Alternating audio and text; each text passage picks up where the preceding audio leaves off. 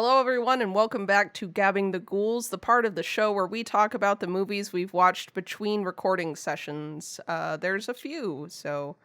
I just want to say, I'm proud of us. Yeah. I think that was the fastest we've actually started after hitting record on our we're business-like audio recording. Yes, we're on it. Casual obsession. We Gabbing care the about Ghouls the is quality of our serious editor's business, life. and we've got to take it seriously. You guys Absolutely. can't see right now in the podcast realm, but I'm lighting a giant cigar right now while drinking whiskey, so everyone knows that I take this seriously. Okay, I here's did not think you were the going to say pre-ghouls. cigar. Here's the pre-ghouls. I thought Giant that was... doobie. He's about to do a huge wrong bit. Taking a massive bong rip while sipping whiskey. Right on air. Anyway, here's the pre-ghouls banter. The other day, I found a cigar outside my place of work, just For free? kinda sitting. Did you Huge smoke cigar. it? Shit. No, it was like I was totally it was afraid like it 10 was like inches laced. long and an inch thick. But now it's That's a waste. crazy. Yeah. Yeah, It but was like, unwrapped. yeah, I'm not about to smoke. Who unwraps a stranger's cigar? cigar. Good. Hey, yo. Wait. You mean like it didn't have the... Oh, okay. It didn't have a plastic coating. It didn't have a container. It was sitting I raw thought you meant dogging that- on the I sidewalk. thought you meant someone had like unrolled it. Like, Are you sure it wasn't just a long poop? Because it could have been. Someone took a little foil band and put it on. Yeah, I did actually take a dump on your front doorstep the other night, so that might have been it. that would be impressive. No, Okay, I stepped in that. ghouls. We're gabbing them. Jeez. I love gabbing some ghouls. So I'll start. The other day, Noah and I watched Longlegs. Yeah. And Jade was maybe supposed to nice. come with us, and maybe we forgot to tell them when, and they did not get to come with us. no! That is what happened. Okay, Yep. so here's in my defense. Uh-huh. I said, "Yo, Jade, we're seeing Longlegs Friday at 5:30. Do you want to come?" And Jade said, "Oh hell yeah, I'm gonna be there." And then at 5:18, I get a text saying, "I have this weird calendar thing saying I'm supposed to be at Longlegs with you right now." Question mark. Is that happening? I was already in the theater. Oh. So I did not see it. Dang. And it was a very full theater, It actually. was. It's one of the. I more didn't mark full down theaters. the time, apparently. Bummer. Oh, you asked at the perfect time. So two things. One, Ironic. so Jade, it was all your fault. Is one. Obviously, clearly, yeah. That's about how it was. Never punished. Two, Noah, do you always pronounce theater like that? No. No. Oh, okay. Like It's from, interior I think it's- crocodile alligator. It's because of the Trixie and Katja bit about poor It is. things. In the theater? I really want to see that fucking Poor Things movie. You should go to the theater. and we That's so and we've good. been saying it like that ever since. So I love yes. it. Longlegs was good. It's kind of I like heard how it's people the think I say scariest bagel. movie of the decade. Okay, Is that So true? I'm gonna let me put some potential fears to rest, all right? Oh, God. It is. No, it's not. It is not this. It is nowhere near the scariest movie I've ever seen in my life. Oh, not as scary as The Poltergeist? decade's really young, but I don't think it's the Hey, Poltergeist is scary as hell, okay?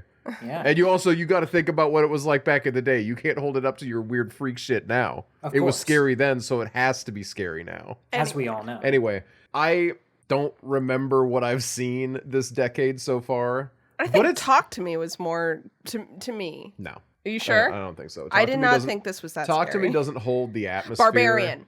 Mm. That's my claim. I think But anyway. Barbarian is scarier than this. This movie is scary in the sense that this, like, we've all seen Black Coat's Daughter.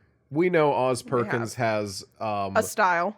a style, and he also has vibes and atmosphere in a Yeah. two-handed chokehold. Yeah. He really And does. it really, really works in this.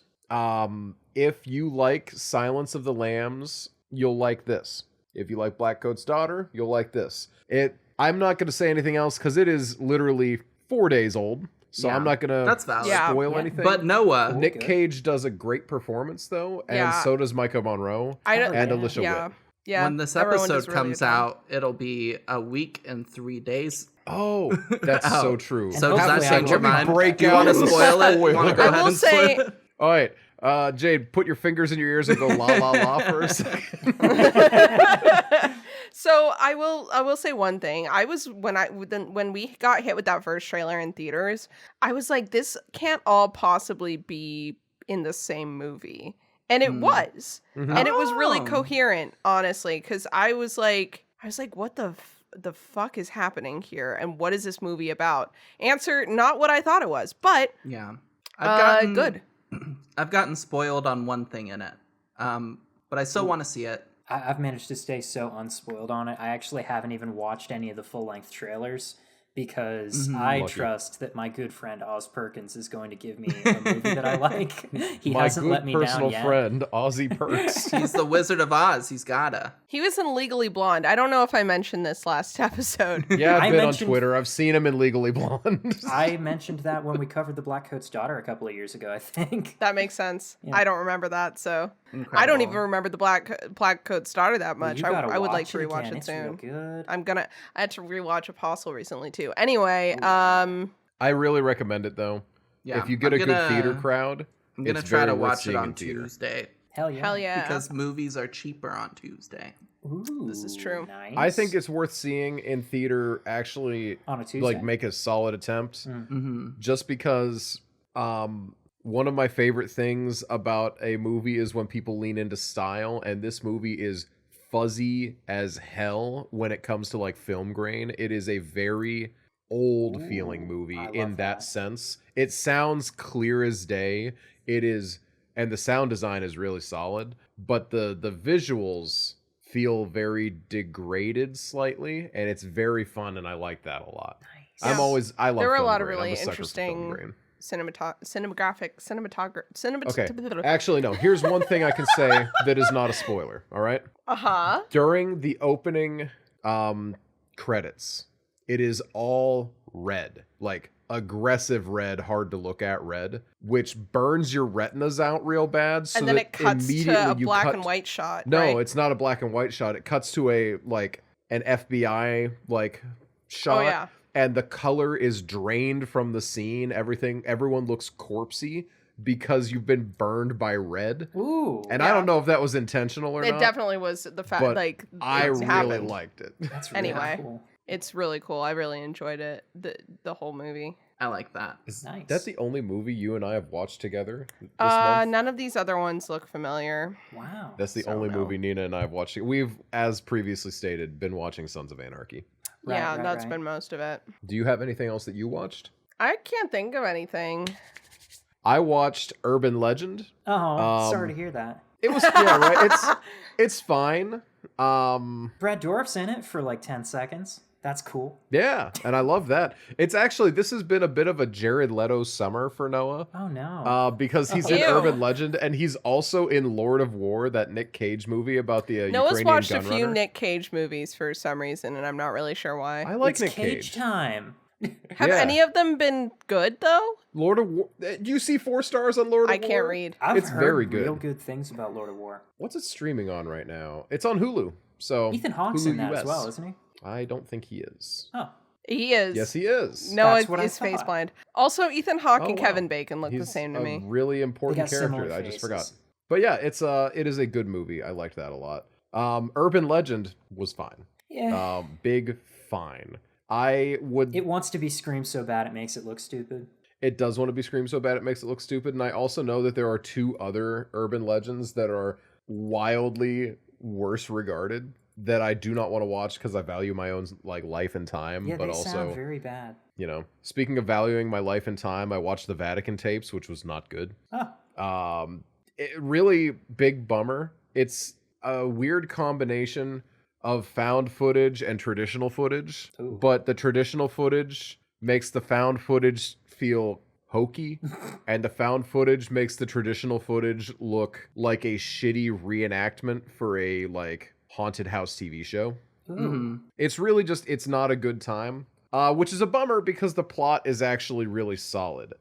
Conceptually, I think that this is a good story. Mm. But the movie is really, really not worth your time. It's like exorcisms and such, right? Yep. Okay. One specific exorcism. Oh, I watched the Fog remake. I watched the original Fog years ago, and I did not care for it. I haven't I heard think I of would like either it of these movies. Wait. Okay, so it's an old John Carpenter the movie. John Carpenter Oh, one. Okay, okay, yeah, it's okay. not good. Yeah, so I would like to revisit it, When did the remake come but out? 2005 Ugh. Oh, during so the that's big pretty remake aged boom. as well. Yes. I thought it was actually, as far as shitty remakes go, I thought it was fine. Mm-hmm. But it is still not good, right? But I would like to rewatch the original Fog because I didn't like it the first time either. Well, So I would like to see if I'd like it more now. I doubt Maybe if you I watch will. it 5 times, I'll like it. When I watched it, I was kind of like, Cope, man, this could be better served by instead simply watching either Pirates of the Caribbean or Blackbeard's Ghost instead of this. Yeah, do I want funny? Blackbeard's Ghost. Do I want funny? Pirates of the Caribbean. Do I want Exactly. serious, hard-hitting pirate drama? Blackbeard's Ghost. I think. Never mind. I watched a lot of Fast and Furious, but I'm not going Ooh, to talk let's about that. They're go. just a good Yeah, okay. time. Right? Obviously, they're all 5 out of 5. Oh, for sure. Duh. Yeah. Noah they're actually also has rated gay them as quite hell. high. Oh, They're absolutely. really gay. Yeah. Okay, I'm sorry. Let me. Okay, so Too Fast, Too Furious. We all know the second Fast and Furious is really, really, really gay, right? Yeah. Yeah. But then in Fast 4, Fast and Furious, not the Fast and the Furious, right? Dom Toretto says, "I appreciate good body work regardless of the make," while trying to flirt with this lady. Is that so? And while what he is saying textually in the movie is he likes import and American muscle, but what he's saying literally Sure. with his mouth is that he doesn't care who you are as long as it works for him. Bisexual king. Bisexual king Dom Toretto. And then I Happy rewatched Pride. Tokyo Drift, all right? And the man pulls up in Tokyo Drift at the end of the movie, and fucking 50-year-old Lucas Black playing a 17-year-old, 16-year-old in this movie. And he's just like, wow, I didn't know that Han liked American muscle. Lucas Black, And- is that you? He's here. in the Oh, studio? Emma, thank you so much, but it's just me. I'm sorry, I just put on a voice. Oh, man. Bama boy. Oh, but then Dom rolls up in his muscle car to drift race, which, whatever. And he's sitting there and he's flexing his triceps and biceps so hard while looking out his window at Lucas Black. And he's just like, Han liked America muscle when he rolled with me. And it's like, that's just talking about you. Yeah. Oh, man. They had to have known when they were writing these movies. I don't think they did. They had to. I don't think they did. Oh. I've heard Vin Diesel talk At about least things. one person had to have. Yeah, how can Oh, you not someone knew, but it realize? wasn't Vin. Vin Diesel did not know. How stupid is he? What? Very must There's- be. How do you tell say ya. those lines? He plays D&D. Mr. He should Diesel. know. Yeah. Mr. Diesel, if you're Mr. Diesel. if you're listening. Vin, This one my goes good out to the friend. Shawns in the audience. Child's Play 2 is really good. I loved Child's Play 2. Nice. Child's Play is just fun. Mhm. I want to watch more of them because I really enjoyed the first one. And the show, I haven't finished Oh, the season show's a 1, blast. but it's a lot of fun. Yeah. I also haven't, but I enjoyed what I saw. Yeah. Speaking of good times, just real quick, I watched They Cloned Tyrone, and it was really good. It was Yeah, actually that's a great blast. one. Yeah. I watched that when it came out on Netflix. Thank you for knowing what it is, because I told Nina that I watched it, and Nina's like, what? No, it's so that a good. movie? It's so good. It is so good. It's got Jamie Foxx, John Boyega. I don't know the main actress's name, but Teyana Paris. yes, but it's about like the government controlling people of color through these cultural like foods and all this Stereotypes? other stuff. Stereotypes is a good word for it, yeah, and them kind of discovering it and trying to blow it wide open and stop it. And Oh. it's so good. Well, that's interesting Would because based recommend. on the title and the talk that I was hearing about it when it came out, I thought it was There about when are they clones. cloned There are Tyrone. clones. Spoilers, there's clones. They cloned Tyrone. Oh my spoiler alert. god! What? But yeah, I I would recommend checking that one out. Neat. Like, Yeah, I remember hearing good things. no asterisk. You should definitely check it out. It's fun. Yeah. And that is actually almost everything I've watched Jeez between Louise. then and now. How many movies are you up to now, Noah? Oh yeah. What's the check-in? What's the count up to? Oh, well, let me find out. The other day it was up to 200 and something. Have you watched any of the Stats for movies I recommended you yet? I'm sorry, Emma. My headphones cut out there. Oh, I don't know what I can happened. just say it again. Have you watched any of the movies I recommended? Oh, I'm going through a tunnel. I've watched 235 movies this year, but that includes several rewatches. I watched Mad Max 4 times. I watched Furiosa 3 times. I watched Dune 2 twice, Challengers twice, and Love Lies Bleeding twice. Sure. So Noah's So the real Noah's number hold on. is 227 unique films. Go back to that milestones. Noah's milestones. Oh. The 50th was Pandorum, which I made him watch. The 100th was Martyrs. Which I watched before the day that we watched the first 7 Puppet Master movies, because I'm like, I cannot allow Puppet Master 2 to be my 100th movie. That would be so bad. I woke up at 8 a.m. to watch Martyrs. I don't recommend 150th that. was Crank. Yep, that was an accident. Oh, And 200th was the Miike film, Yeah. Lumberjack the Monster. So Yeah. 250, we'll see what it is. You'll have to keep listening to find out. Anyone else have 15 ghouls? I've films got away. a small handful of ghouls because I think I might I've have got only some, actually too. watched one actual movie between the last recording and now, other than the movie that we're going to be discussing in the episode. Because I've been working through a couple of shows. I actually just recently realized that they made a 3rd season of Dairy Girls, and I never watched it until now. And I fucking love that show. I'm sorry, I have to put a light pin just because we just mentioned Crank. What? I'm looking at my most viewed directors. Uh-oh. And there's this dude who's like 3 movies that I've seen, and I'm like, Uh-oh. who is this man? I don't Oh know my his face. God. Crank 2, and the Vatican tapes. Oh. This- Man, So that's why I the do not Vatican Tapes is a appreciate good him. movie. That yeah, that explains everything. Wow. I'm sorry, I realized that, and I needed to make sure that I shared it with everyone. Yeah. Mm-hmm. That's important, actually. That's an important discovery. Much like the important discovery that the 3rd season of Dairy Girls, just as good as the first 2. I love that show. Hey, let's go. I need to also- watch more of it. Good lead in. Good It's segue. so good. I love it. I love it so much. And I started watching it on a recommendation from a guy who's actually from Derry in Northern Ireland. Oh. Yeah, he joked that you could educate someone on it, actually. Let's go. Yeah. Love that. Other than that, though, I've also been watching the original Yu-Gi-Oh anime because a friend got me into it, and it's a real good show to have on in the background whilst working on Warhammer minis. Yeah. But in terms of actual movies, I watched the original Mad Max, which Noah has Hell talked yeah. a good bit about the Mad Max movies lately, obviously. So I thought I'm going to go back and watch the originals. And you know what?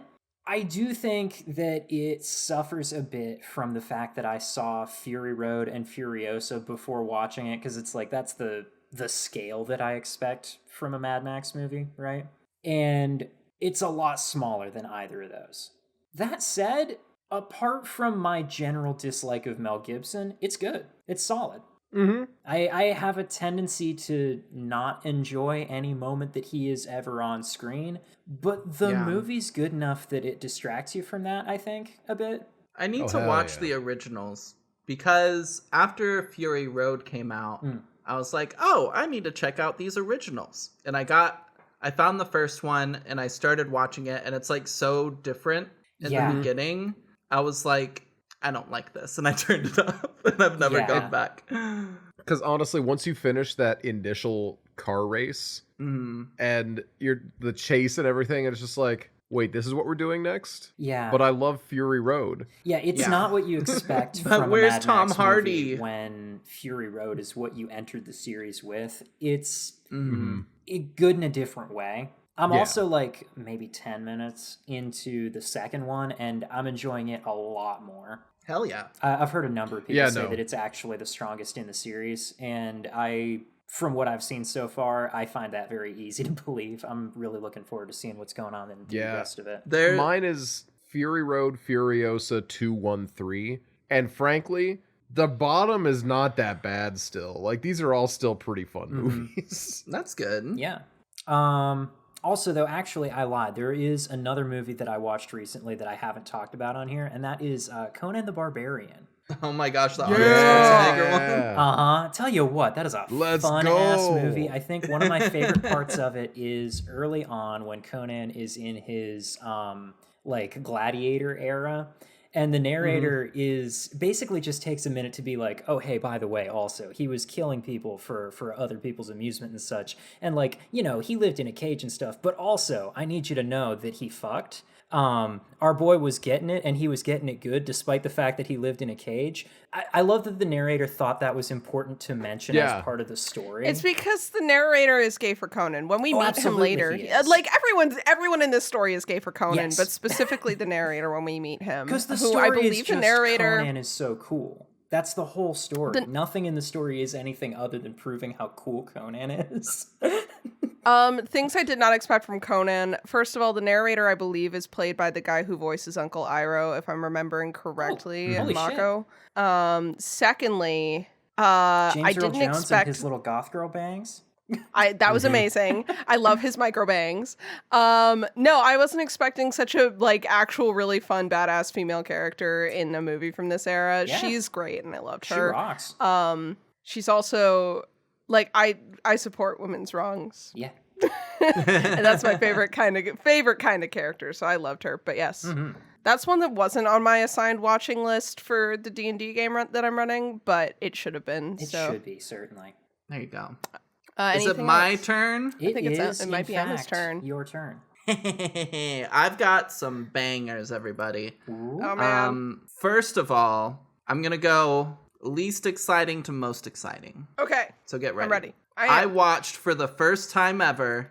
Prepare yourselves, because this is already starting pretty exciting. The Devil Wears Prada. Oh, I love The Devil Wears Prada. I've never seen I it. love that movie. Oh gosh, it is such a good time. I had seen like a clip of it on TikTok, and Piper had watched it recently for the first time and really enjoyed it. And so I decided to watch it the other night. I guess it was a week ago, actually. It was not the other night. And it's such a fun time. It's great. And I loved it. So much fun. Next was The Northman, because I had never seen that one either. Ooh. And this was great. I remember when it came out, Yeah. people were really underwhelmed by it. But I It's thought because of how intense Egger's other movies are, that Yeah. this one's just a little more like coherent. And Yeah. everyone was like, he's lost his touch. And I'm like, Aw. you guys are so lame. I thought just like the style of this, everything that happened, the action shots were incredible. And It's gorgeous to look at. like the lore of, because it's like obviously more like quote unquote realistic, but the touches of like lore and mythology that exist within it are just so interesting and depicted in such like a cool and honest way. And I had so much fun with it. It's so Next fun. is a movie that we're possibly going to be watching next time. It's called Exhuma. It is a Korean horror film. I'm not going to say too much about it, but I rated it 9 stars. So spoiler I'm for my excited. rating for next time. But Damn. such a fun film, and I was enthralled by it by the entire time, and I'm looking forward to seeing what people think. And lastly, a movie me and Piper watched in theaters that got a perfect 10 out of 10 score. Thelma. I want to watch Thelma so bad, and we missed the last showings, I think. It is so good.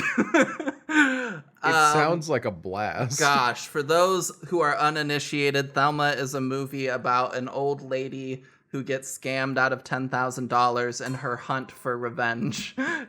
And Oh, it's an okay. old lady action movie almost, or it's shot kind of as a like serious parody of an action movie. So you have like these car chases on scooters, but it's like shot seriously. But obviously the shots that are being taken, you're like, I've seen this in an action film before. Right. And it's just so fun. It has so much heart. It's got a great conversation happening with it. And gosh, what an incredible time. Highly recommend to everybody. Neat. I hadn't even heard anything about that. Yeah. Because I'm Check out it of out. touch. It's so good. Yeah. Jade, famously out of touch. If there's anything that I'm known for, surely that's it. I saw a lot of people saying you should pair Bike Riders with Thelma as the new Barbenheimer. It makes sense. Well, I That haven't actually seen does Bike make Riders, sense. but it does make sense, I feel. Just from what I know about the movie. Hell yeah. Anything else? No, that was it. You Sweet. can't top Thelma. I am excited to eventually watch it. And with that, I guess we're going. You can't segue that way. We're not gonna. We're just gonna cut at the end of Emma's thing. All I right, don't know. so- Jade's in charge. Yeah, we're probably going to do that, actually, yeah. Lots of times if someone says I'm a so good at particular thing that I think is like a good, drop it and run the theme music moment, I'll just have the theme music fading in while they're saying it.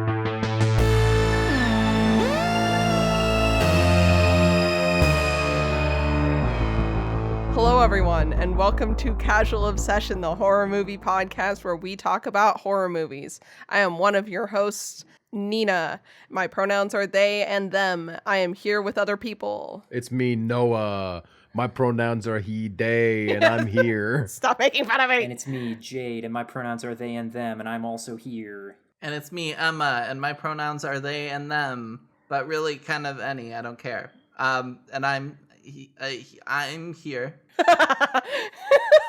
Yeah, and this week we are talking about The Devil's Candy from 2015, directed by Sean Byrne, a movie that I No really like. relation to David. None, Damn. unfortunately, for everyone involved. Little bit about this movie. It is a pretty standard family moves into a house and shit starts happening to them movie, except this time the family are metalheads and the dad's a painter. That's something bad happened in this house. A guy killed his family and things are gonna get real. That's the spoiler for your review. Real Devil's Candy. Am The I right? loudest sun riff you've ever heard in your life. Wow. That's the other thing of this Stop. movie is that Sun provided a bunch of the soundtrack, and you can tell. And you can tell what is not licensed music is blah. Nina says blah as if there's not a big ka-chunk in Oh, there. there's It's also not a ka-chunk. blah, it's a chug. Yeah. Well, blah can be anyway. Anyway, I'm not one of them technical people when it comes to music. That's I right, listen to you're what sounds not. good. Despite your attempts to explain things to me, it really is just falling out the other ear. I know there are tubes involved. So this is a tube. I'm out of here. I did not Tubes is for tires. I did not maintain much of the You tubes don't conversation. even know the difference between a 12AX7 and an ECC83. I don't. Anyway. The difference is whether you're in America or the UK. Oh. It's two names for the same thing. It's like Z and Z. I got it. Yeah. Okay. What did other people think of this movie, specifically the critics, Noah? I'm glad that you asked me, Nina. Today, the critics. I don't know. We got IMDb with a 6.4 out of 10, Rotten Tomatoes with a 93%, Metacritic 72%, and Letterboxd with a 3.3 out of 5 for the people's vote. Now, I got an Ebert for this one, which I'm actually really surprised at. I thought this is a little too... I always think of this movie as a little more like underground for whatever reason, even though I have no reason to believe that. And I wanna get out ahead of this review. I think this review sucks ass. Okay. I do not appreciate Simon Abrams and the way that he says that the difference is that Embry's character Jesse is good and fit and nice, and that Pruitt Taylor Vince is fat and shitty and ugly. I don't appreciate that, Simon. That being said, I cut together. That's such a stupid read of these characters. What? Right? It's literally so... it's the most inane read. It's definitely not textual at all, No. and I feel like Not this guy has whatsoever. hang-ups Yeah. that he's He literally projecting talks onto about these how characters. you can't help but see the clear difference between the good upright Jesse Hellman, who Which is works out all the ridiculous. time, and the nasty, fat, ugly Ray, who is a child predator who kills children. There's literally like a and whole eats thing in the candy. movie where Jesse like isn't as good a person as he tries to project himself as being, and his daughter calls him out on it when he's mean to somebody. Like, Yes. there. Yes. Did this Thank guy you. not watch the goddamn movie? What? Oh, he did. Now He just that- took away what he wanted. now that being anyway, said- anyway. I pulled 4 sections that I stitched together that say my point about the movie. Here my we God. go. It's a little bit of blackout poetry, if you will, where I cut out all the shit from Simon Abrams' 3.5 out We of 4 are really review. calling this man out, and we. I am. I don't care He that he's a said some professional critic. stupid It and is an terrible actual shit. shitty That's review. no good. It is an honest to God shit review. Yes. That being said, Simon says, this film is very much a... Shut the fuck up. You wanna take that one again? Take it Clapper. from the top. Simon's. Simon says. Touch your nose. This film is very much a father's vision of apocalypse. Jesse Hellman, a painter who now must sell out a little more regularly in order to pay off a mortgage, is plagued by demonic visions. Jesse, as sensitive as he is, cannot understand the part of him that sees visions of children being tortured. Byrne wisely draws a distinction between scenes where Embry is in control of his art, his eyes filmed in close-up as he scans the canvas, and when he's haunted by a muse or inspiration he can't quite put his finger on. The scenario is the kind of pulpy Satanic nobody Panic said era Simon narrative. Says. So true. The scenario is the kind of pulpy Satanic Panic era narrative that you may have seen in the 80s or late 70s. Nevertheless, The Devil's Candy doesn't feel like an homage to earlier films. Embry's performance grounds the movie wherever it threatens to dissolve into grisly, punishingly grim violence. I found myself captivated by The Devil's Candy because of how well Embry conveys his character's angsty struggle to understand himself. The film would not work without a strong lead. Thankfully, Embry is strong enough to carry The Devil's Candy. I have something to say about this review. Is it Two that he's things. clearly just attracted He's to... so gay for Embry. And he's That's right. so He's valid. right for that. That's I get okay. it. However, secondarily, I think reading he's the character completely so wrong. Yes, he's completely misunderstood Jesse's character Yeah. arc, and it's pissing me off reading Yeah. this. What do you mean his struggle to understand himself? That's not it at all. What? No. Or That is not sensitive as correct. he is. really not. What? No. What? He's not We'll get to that. especially sensitive. He's just way How into dare- the things that he does. Like, How dare you misread my blorbo? Exactly. I am Jesse Hellman is just ADHD, and he cannot keep is. track of time. And also, the devil is so there. we'll get into it. So there's a point in jeez. this review that he says that Ray is possessed by the devil and that Jesse is possessed by an angel, essentially. He What? thinks that there are two competing powers. Okay, I and that the see children are that. calling out through the light of God I don't to think be that's correct. like healed and saved and like discovered. Whereas Pruitt is a big, ugly, fat guy who eats candy and murders I children. think that's a Ooh. very poor read of the movie, and it dulls down its really interesting and nuanced metaphor of possession as mental illness, or mental illness as possession, in which both our main character and our antagonists struggle with it, and there's a lot going on there that I will love to get into when we get to talking about the movie. Yeah, no, bad review, Simon. Yeah, no good, no good. It's okay to be attracted to Jesse Hellman. absolutely. We support that. You do not have to put down Pruitt to do that. I No, love Pruitt. I love He's- Pruitt. Pruitt's a great character. He's Father Hennessy in Constantine, in Yeah. case Yes, he anyone is. Isn't familiar with that little trivia bit. That's not actually I his guess name in he's- Constantine, is it? I Yeah. thought you just called him that because he's a drunk. Oh, No, he's Father DC Hennessy. comics are like that. Anyway, sad. okay, so I would like to talk about our ratings. Let's talk about our as the ratings. host. I can go last, so I want to hear everyone else's thoughts. I'll go first. Yay! Hi, it's me, Emma, and I'm going Hi, Emma. Hi, first. Emma. I think it's been a very long time since I went first. Yeah. It I has. actually was going to say the same thing. when I've ever done it, actually.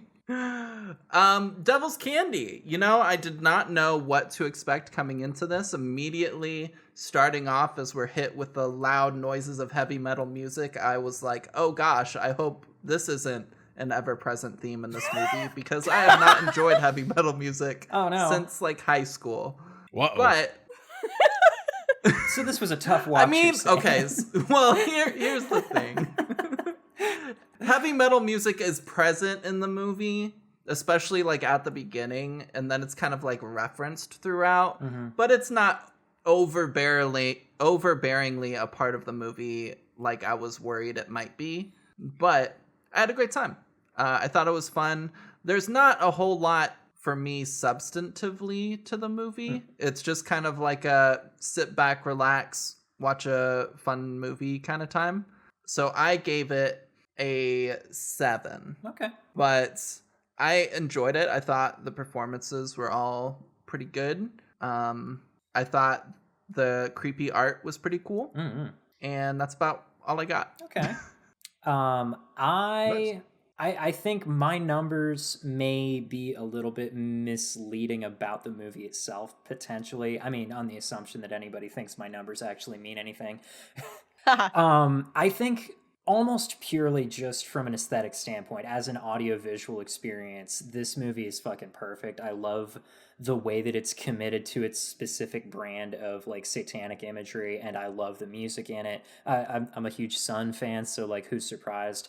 And based on all of that, basically because of a couple of issues that I have with some of the events and feelings of the ending, I'm gonna bump it down to a 9. But like, just as like an audiovisual aesthetic experience, this movie's fucking perfect. I love it. It's really, really, it's just a really fun watch for me. I love the characters. I really, really like pretty much the whole thing. I also rate a 9. I very much I'm enjoy so this far movie. away from all of you. What did I miss? Nothing. I think that You don't like frankly, heavy metal? I think. Oh yeah, that might be I it. think that actually. literally is it. I really do think that it's just that this dials in really hard on things that we all specifically like. Yeah. Now, instead Like of Sun. telling you how I feel about things, which is that for me, this is almost a perfect movie and it just misses the mark a couple of different times. Instead of saying that, I'm going to tell you about the first time I watched this movie.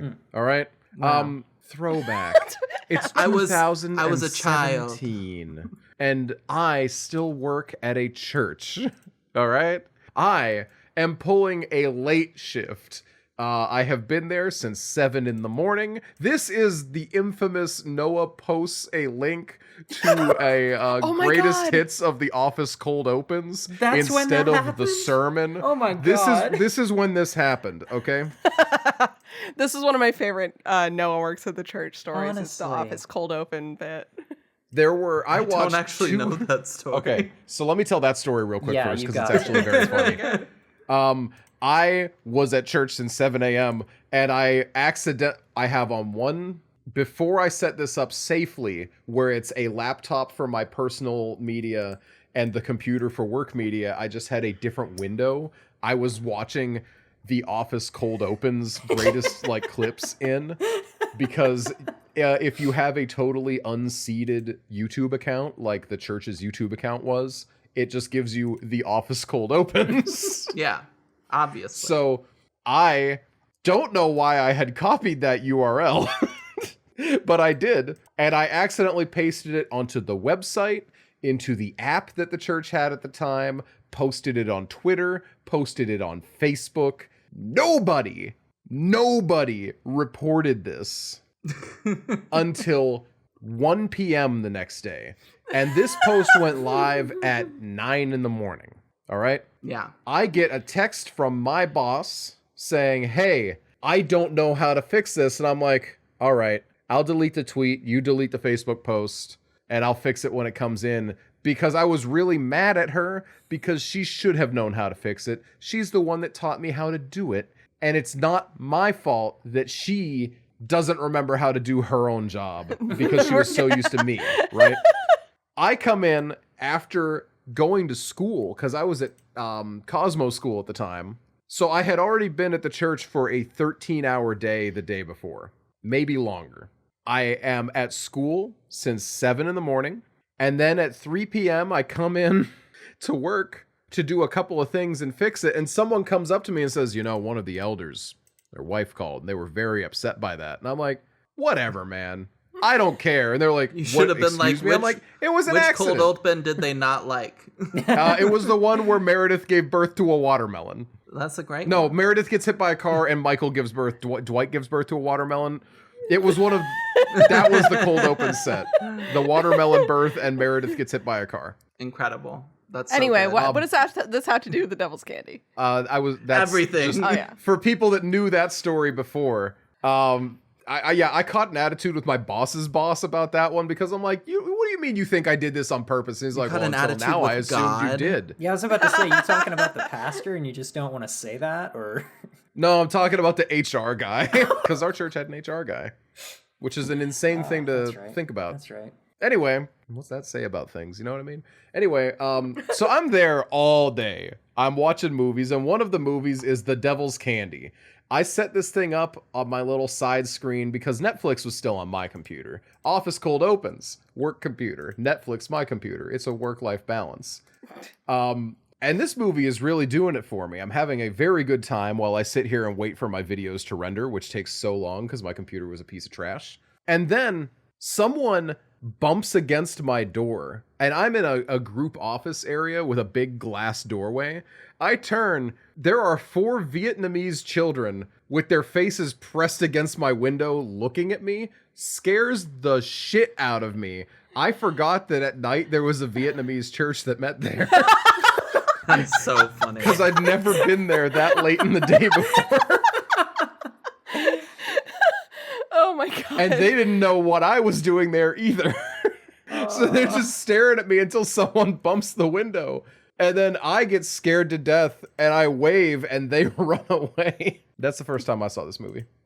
Wow. That's great. So 9 out of 10. 9 out of 10. I really enjoy it though. I think there's a lot about this movie that just works for me. I'm bringing it back. Yeah, what's around. your rating, Nina? So to come back to what Emma had been saying, this movie just does what it needs to do and nothing more and nothing less. And honestly, I really appreciate that. It's really, really solid to me. And when I first saw this movie, it was when I first moved up here.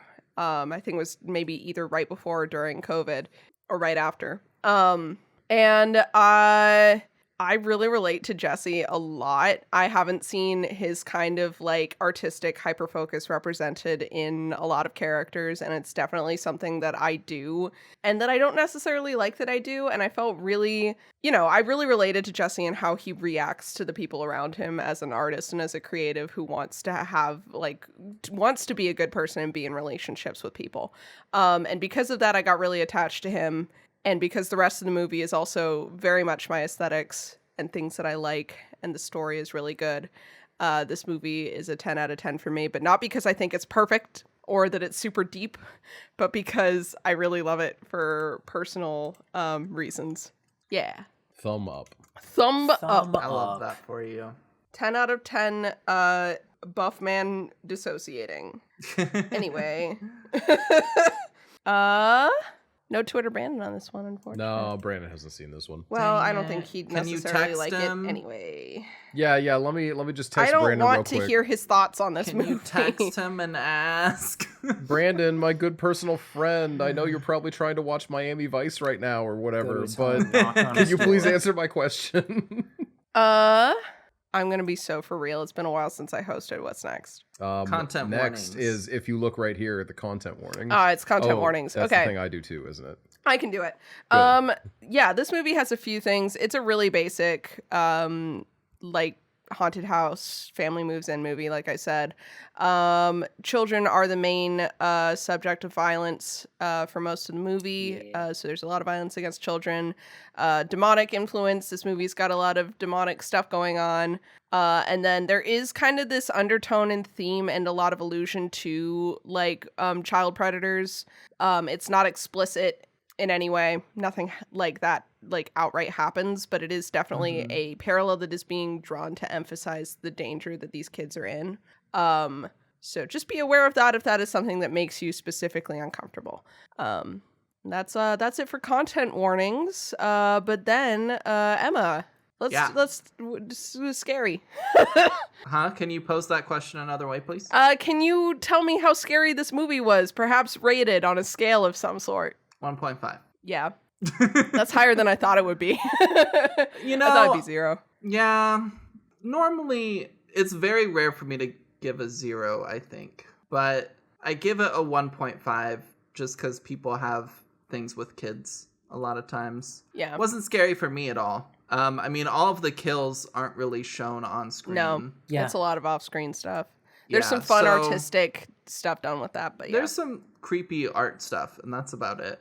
And then just kind of It's the... atmospheric, really, is its big thing. Yeah. just the scenic child danger moments are... Yeah. Like, if you have stuff with that, it could hit you, but beyond that, it's not a scary movie. Not really, no. Yeah. With that, I'm going to now read the Wikipedia synopsis of the plot. Let's go, Wikipedia. Okay, real quick. Ray's last name, the antagonist, is Raymond Smiley, and I wonder if that's a reference to the Muster Plug song, Mr. Smiley, which references a man who kills his whole family. No, Maybe. the Mustard Plug song is older. Yeah. That's Yes, that's what they're as saying. in Is it a reference? You're such No. a jackass. I never know if you're serious or not. Anyway, that's what I think it's a reference to. Late at night in a countryside house, Raymond Smiley hears an ominous voice. He reacts by playing his, and this is a hyperlink in the Wikipedia article, his red flying V loudly in front of, hyperlinked, a crucifix. I'm gonna What is that? The hyperlink Jamie, can you stuff pull in up this are very funny to crucifix? me. His mother enters his room and unplugs the guitar. When Ray awkwardly explains he plays to avoid hearing him, she says he needs to return to the mental hospital. Ray continues to hear the voice and kills her. Shortly after, a man enters the house and sees the dead woman. Sometime later, the house is sold to Jesse Hellman, a struggling painter, his wife Astrid, and their daughter Zoe. The real estate agent says that the woman who lived there died when she fell down the stairs, and her husband killed himself out of despair. Elsewhere, Ray checks into a motel. He listens to tapes preaching about the devil and plays his guitar. When a noise complaint brings a police officer to his room, Ray agrees to stop playing. After settling into the house, Jesse starts to hear the same voices as Ray did. Inspired, he paints a black and white painting of an hyperlinked, upside-down cross motif. Jesse later approaches hyperlinked Belial. Yes, that's a reference to the demon. But in this case, it's an art gallery whose owner, Leonard, previously turned away his portfolio. At Jesse's insistence, the receptionist takes a look at a scan of the painting and appears pleased.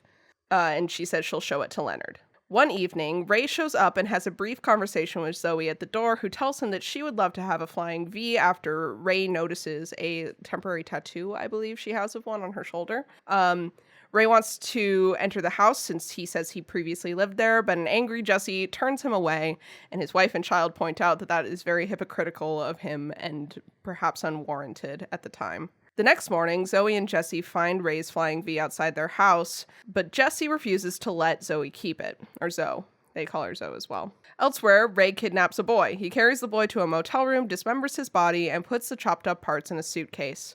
Ray buries the boy in a hole already filled with several suitcases. Meanwhile, Jesse defaces a commissioned butterfly mural he'd been working on for a bank, transforming it into a new painting with the distorted faces of children, including the one Ray just killed. Immersed in his work, he forgets to pick up Joey from school, and to appease her, he lets her keep Ray's guitar. Jesse keeps working on the painting, which depicts the children's heads being devoured by a black creature, with many, many eyes and an upside-down cross on its head, I will add, and adds in Zoe being burned alive. He tells a horrified Astrid that he feels the children inside him screaming to be let out. At night, Ray sneaks into Zoe's room. He covers her mouth and explains that, in quotation marks, he wants her, but Ray is trying to avoid hurting her. Zoe breaks his grip and screams, alerting Astrid and Jesse, but Ray flees. The Hellmans go to the police, who suggest they change the locks. The next day, Leonard arrives to see Jesse's latest work. Pleased with the painting, Leonard offers to become his patron.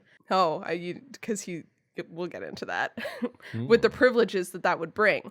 Jesse cuts the meeting short in order to rush to pick up Zoe at the school, but he gets a flat tire and runs to the school to find Zoe missing. In Ray's motel, Zoe is tied up with duct tape.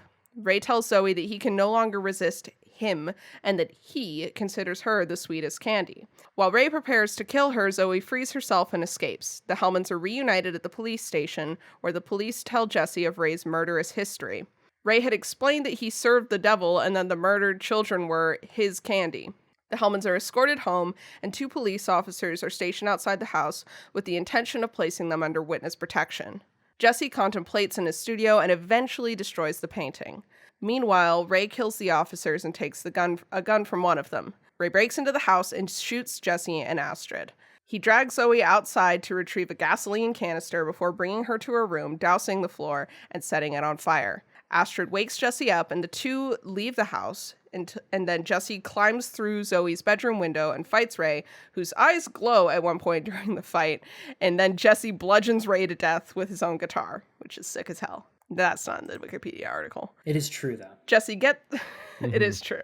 Jesse gets Zoe outside safely. He is drawn by voices to a spot near the house where he finds the suitcases with the children's bodies that Ray had buried.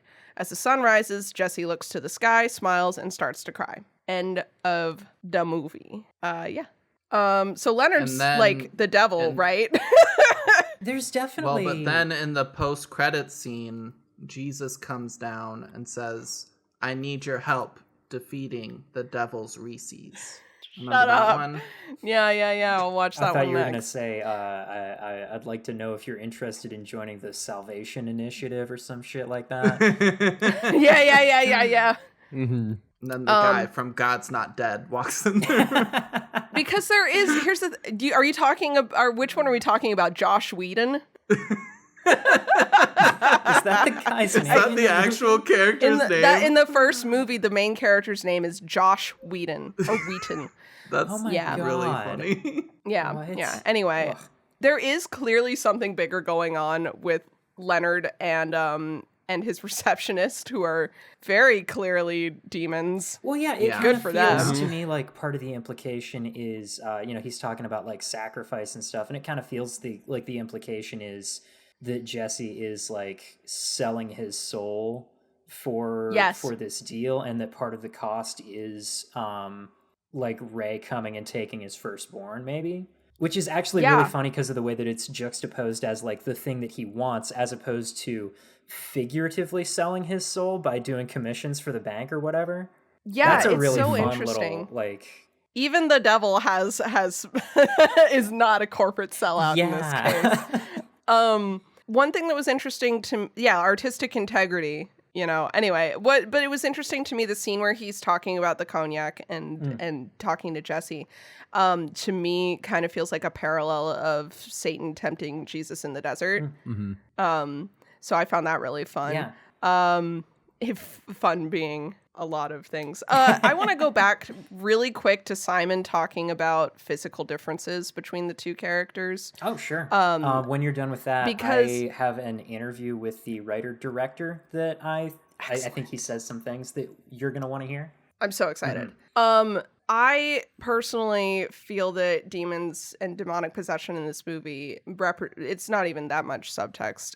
They represent mental health and mental illness. And I think that it's really interesting because I think that Simon did pick up on a parallel for sure, but I think he drew the wrong conclusions. I don't think Jesse's fit in a good way. I think Jesse is malnourished and not taking care of himself in a way that he should be for someone who has a family to take care of.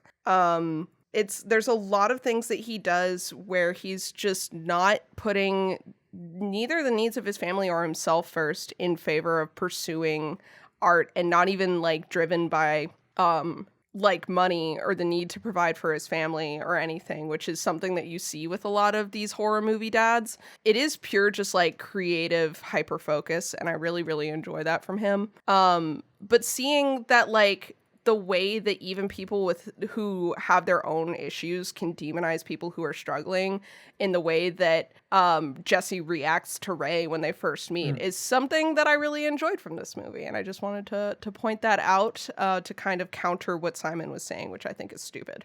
Yeah.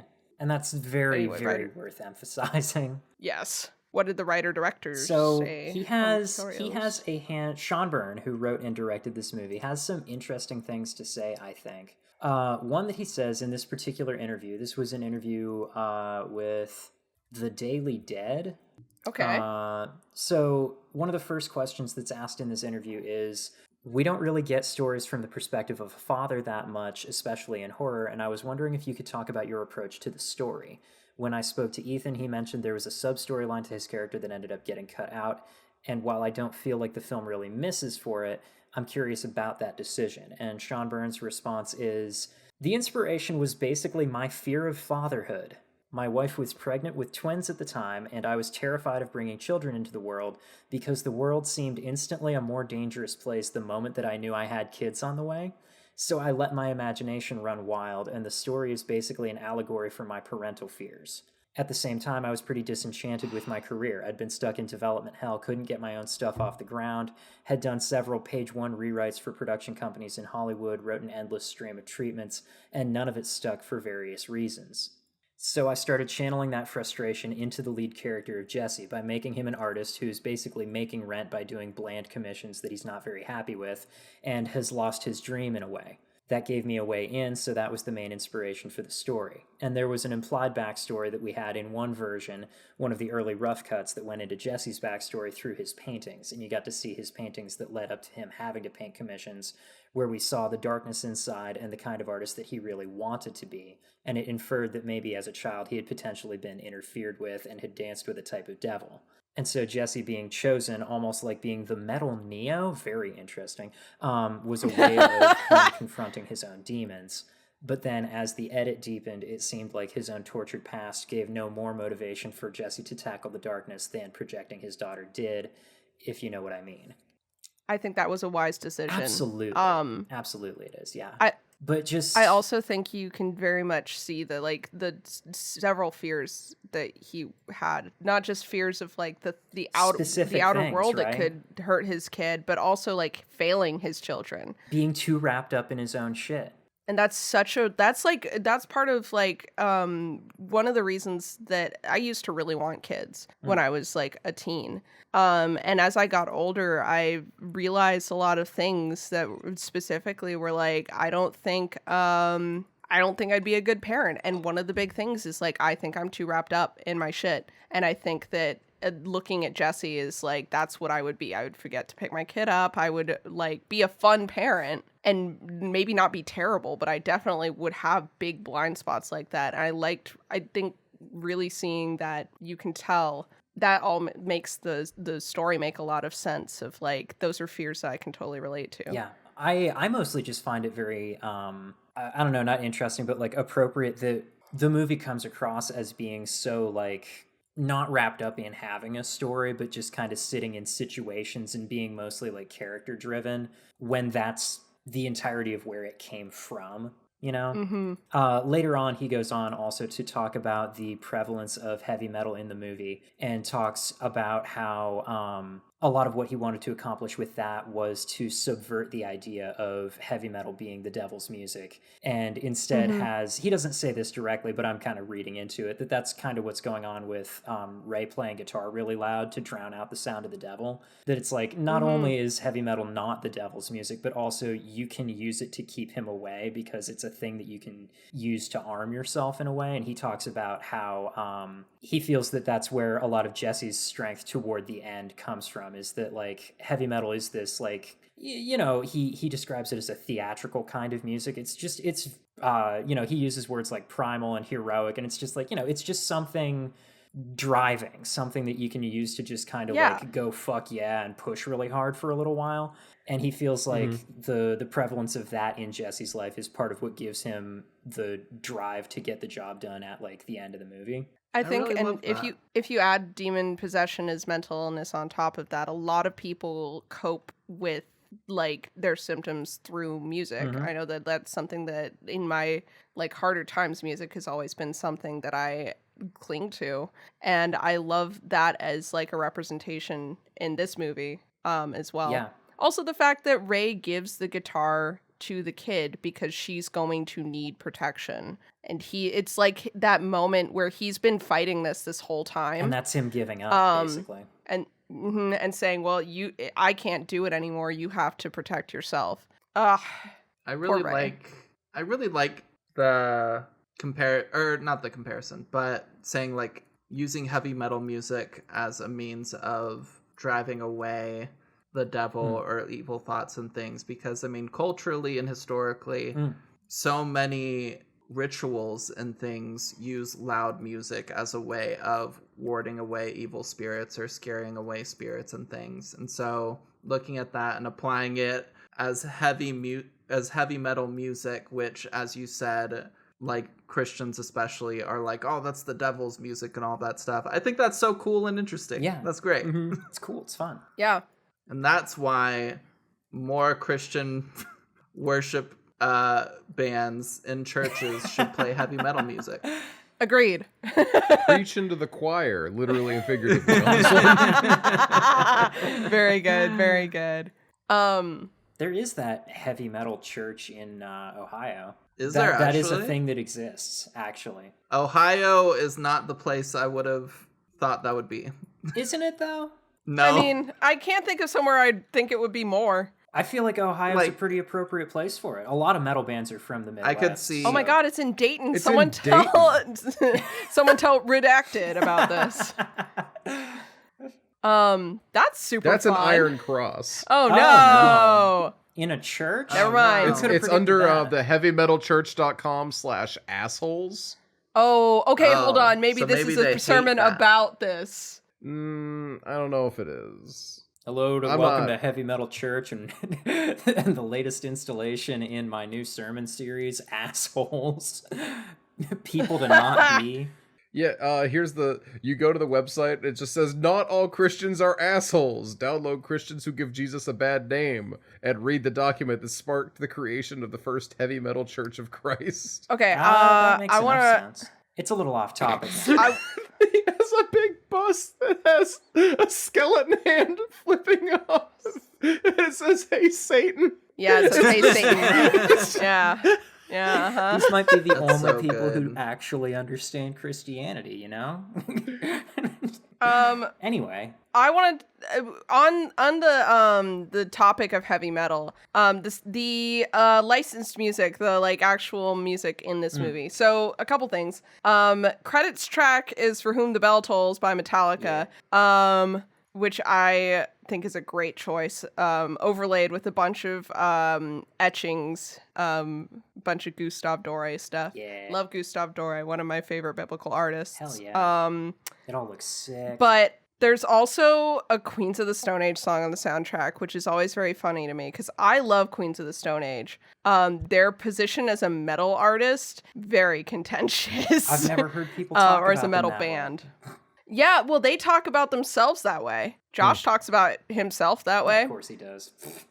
Well, I mean, like his but yeah. one other band, Caius, is very well regarded as like a doom metal band, but or are they like sludgy? I don't know. I haven't listened to them. I think it's potentially, and I say this potentially, this is what I believe. I think it's tongue in cheek. I think that it's, he's very self-aware of what the band is, sure. but I do like seeing it included on the list of bands that are part of this movie that is all about heavy metal.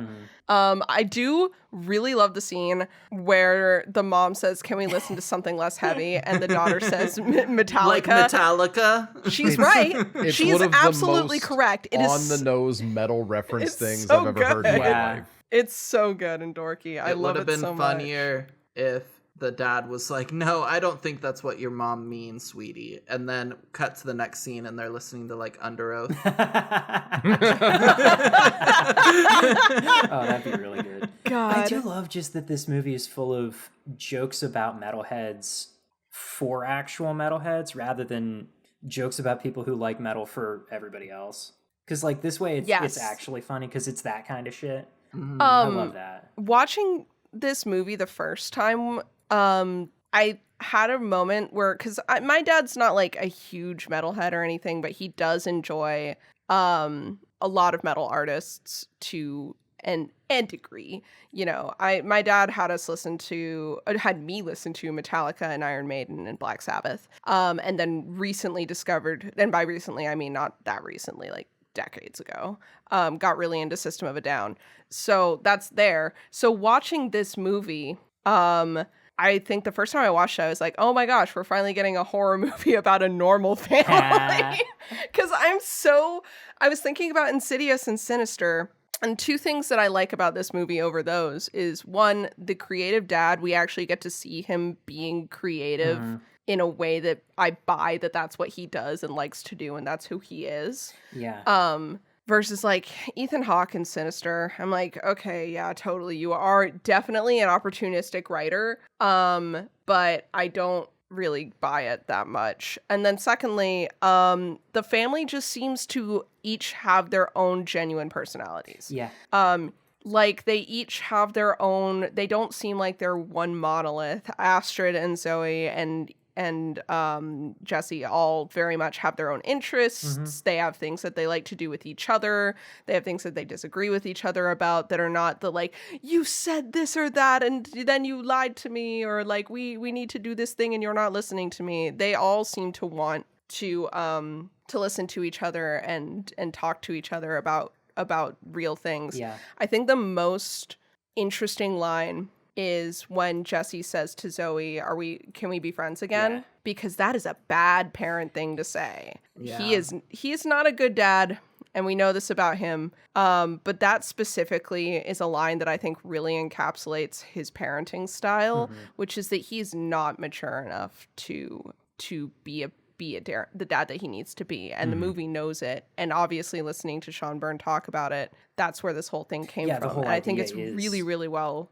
Yeah, I think it's really well written. Anyway, Jade, you had something. Yeah, I like, you were talking about how they all have their own like individual interests and stuff and personalities, and how they all want to listen to each other. They do make like a pretty, I don't know, this is the wrong word to use, but a pretty effective family unit, right? I like them as a family, Despite honestly. It's a this- very real feeling absolutely. family.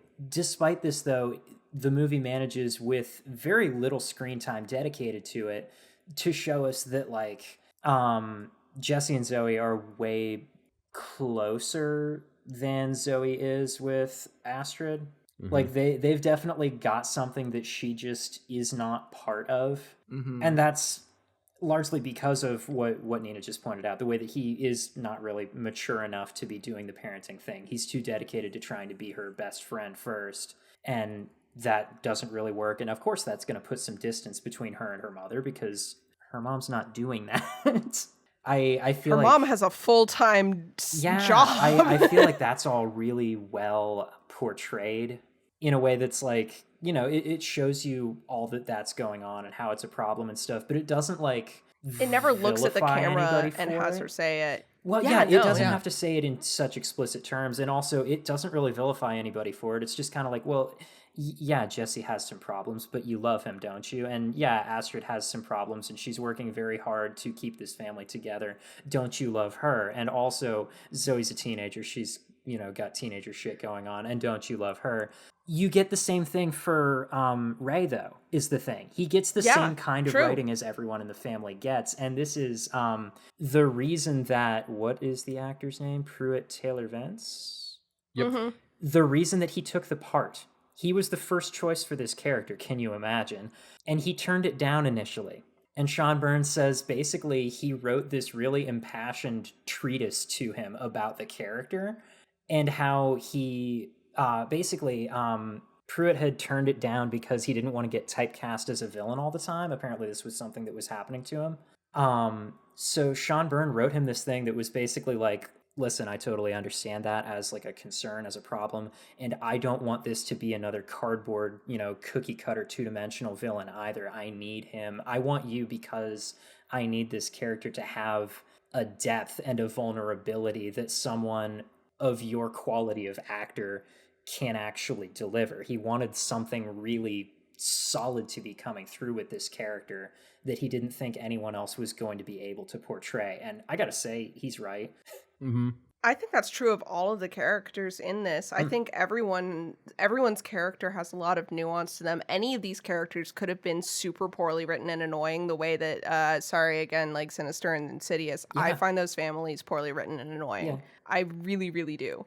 And I think that Astrid could have so easily been the stick in the mud mom where it's like, From why did you Insidious. even get with this artistic, why did you even get with this artistic, grungy looking man if you didn't understand who he was as a person and what he wanted to do? Yeah. But I don't ever get that feeling. She'd asked them to change the music, but I get the feeling that like this, it's not because she hates it. It's just like, it's early in the morning. They're on the way to wherever, to school. She asks them to change it, but she doesn't stop smiling at them. She still loves the fact that like this is their thing that they have. I think the unpacking montage is a really, really good demonstration of their dynamic because she lets them goof off. She doesn't yell at them about it or anything. And then she quietly goes and adjusts things once they're gone. She takes part in it with them. She like lets them goof off with her. And then if she needs to adjust something, take a moment to herself, straighten the photos, whatever it is. And she never makes it like a huge problem, but not in a way where I feel like she's the long-suffering wife type of character. Yeah. She definitely is to some extent, but it's like you can tell that she loves both of them and that she does trust Jesse to get his shit together. Yeah, she Like- needs to ask him to do it, but she does trust that he will actually do it. Yeah. I like her a lot because in a lot of other horror movies, they would have just had her as, oh, that's my bitch wife, you know? Yeah. Mm-hmm. Oh my or God, she get would her have out been of the endlessly shot. nagging him to get his shit together in a way that like unfairly vilifies her over real concerns. Yes. Yeah. That's something that I really can't stand about these movies is a lot of the times the wife is like in Insidious, the wife is correct. Her like concerns are ignored and she's vilified for it. In this one, the wife is correct. She's never ignored. Everyone is aware of the problems, but they are not sure how to deal with it. They take the correct steps at every turn. And whatever she says, she's listened to consistently. Yes. I love that. That's great. I really enjoy the fact that they bought the house feels realistic in this one. First of all, they are convincingly lied to about the deaths. Oh, yeah. Secondly, go ahead. Just speaking of the writing of the characters, I was going to say this earlier also, actually. Even one-note, single-scene characters like the realtor, I feel I love like the we realtor, know this actually. guy. He is such a specific Even the flavor. devil's praying for rain. Yeah, he is such a specific so guy. Texas. And the way that he does his realtor shit, he is just such a perfect, like, slight piece of shit realtor. I love everything about him, the whole one scene that he is in, and he stands out as like a memory from the movie. This is a movie that doesn't have a ton going on in it, but the focus is on the characters and the focus is on every single one of the characters. Yes. I love that. The cops, the television preacher, obviously Yeah. Leonard and his receptionist. Everybody has a You can thing tell that going this on. is this world is fleshed out and built out. Like you can tell that this is a world where things the writer has thought things through and things are happening in this world. Yeah, but you and were on that you were front, talking about them buying the house though, and I cut you off for that. right, I don't that even bit there. remember what I was gonna say. Oh, it's believable that they bought it. I'd like it, and that is a really good moment of understanding Astrid and Jesse's relationships. Relationship is that like she wants him to have and she never asks him to get a real job. She No. says you need to take She more says, commissions. Take more commissions. Yeah. I love them. I love Astrid. I love the scene where she's about to get shot. That is heart-wrenching. The entire time I was like oh, I don't feel this way about the Insidious characters. Or like the dad's in the fucking other realm or whatever. And I'm like, I don't give a shit. Yeah, Kill but these Patrick are people Wilson. that you See care if I about. care. Like I was watching this. This wasn't even the first time that I've seen this movie. We came up on that scene, and Ray puts the gun to her head, and I'm just like, oh fuck, she's about to die. And then the click, and I'm like, oh right, she survives because I've seen this movie before and I knew that. But like, the movie's immersive enough that like I wasn't thinking. I was just like, oh shit, it's about to happen. What was I going to say? Oh, I was going to say, given the fact that now I am aware of why he made this movie, of why Sean Byrne made this movie, it makes a lot more sense why he hasn't made anything since. Because Honestly. I was like, wow, it's really weird that he wrote this movie that I really enjoy, and then he's he literally made disappeared off the nothing face since. of the earth. And then it's like, oh no, he had twins. And I recently saw an interview. I'm really excited for the new M. Night Shyamalan movie, Trap. And Josh Hartnett's in it. And I watched a couple movies with Josh Hartnett in them. earlier in the year. We watched Lucky Number 11, and I watched most of 30 Days of Night before I gave up. Yeah. And I was like, Josh Hartnett is fun, and I enjoy him in things. What happened to him? And then when Trap, I was under the impression that he must have had some fallout with the industry.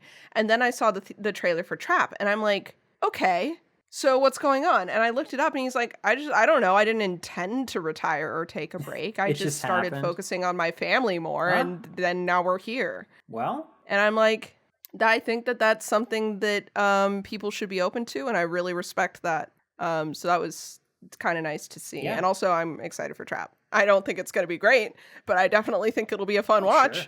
Yeah, I really feel like if and hopefully when Sean Byrne comes back and makes another movie, I'm going to be super excited for that. He actually just started recording something. I think his new movie's starting recording at the end of the month in August, maybe.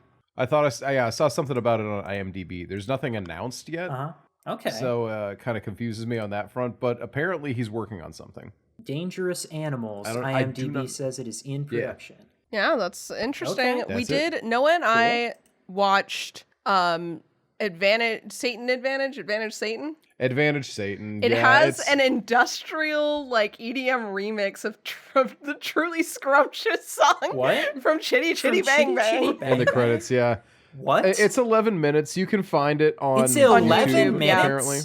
It's just a short. It's No, a short. not the remix. Oh. The short. Nina really... I'm sorry. Nina jumped to the end I credits jumped music. to the end credits because that's what stuck to me. It's not good. It's not good. It's not good. It's fun. It's goofy. It's an 11-minute short about what if there was a haunted tennis court. Okay, sure. What if the devil haunted a What tennis if the court? devil haunted a tennis court? What if? And also that tennis court was in Australia because Sean Byrne is Australian. Tasmanian, Which the most specifically. Australian thing ever, yes, is to set your American horror movie in Texas. Yeah. Hell yeah, that is correct. It's because that's what Australia looked like. Yeah. Australia and Texas. I've never been to Texas, but I'll have to ask my sister who will have been. I've never been to Australia. Huh? I've been to Texas. I was about to say, I lived in Yeah, I was Texas. about you to want say, to rerun that one real quick? Okay, sorry. buddy? I have never been to Australia, but my little sister has been to both. And Nina, who met Emma in Texas. yes, this is, who met the person who introduced us in Texas. That's another thing about me. Yeah. So, anyway, I'll ask my little sister who has been to both Australia and Texas what her thoughts are on the two places and whether or not they're ask her. similar. Oh, you can. That's true. They're immediately going to Insta because that's how they communicate. All right, so speaking of this being in Texas, this movie. Yes. Do you feel it occurred to me watching it this time? Do you feel as though there's an element of this plot that's also just a little bit of the classic not quite Poltergeist style, but very adjacent to it, buy a house and inherit somebody else's demons kind of story to this? Because I definitely feel like that's present here. It definitely could be. I think a lot of benefits to setting a demon movie in Texas is that Texas has a lot of televangelists, some famous ones, and a lot of and a lot of really big personality when it comes to everything, but also to the evangelical nature of things. So honestly, I think that I'm not sure about the inherit the house, inherit the demons thing so much as I am certain that the design of the house and the stained glass cross in the window and all of the stuff, the where the house is in relationship to everything else, the way that the cops treat the family all feels very Texas to me. And I think it was very, very interesting. As far as the it's an old state as well, and a lot of stuff goes on there. So yeah, definitely feel like there is sort of a baked in nature of the house itself and how it's structured, and even the fact that what Jesse paints of the upside down cross that looks like it's that dusty shadow that's been sunbaked into the wall.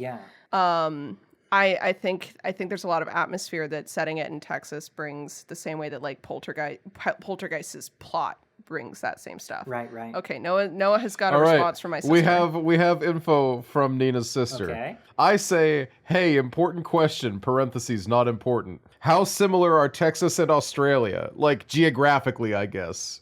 Do they look the same? No, not really. Australia looks way more like Puerto Rico to me than Texas. Oh. Like, parts are probably similar and stuff, Islands. but the stuff I was in had a lot of random rundown houses and dogs and plants climbing buildings, you know?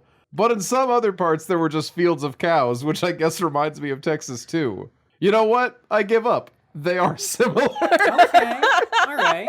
I think it depends. Because obviously it's an island with like coral reefs and a lot of like really tropical growth. So I guess if you were on the coast, definitely would give Puerto Rico vibes.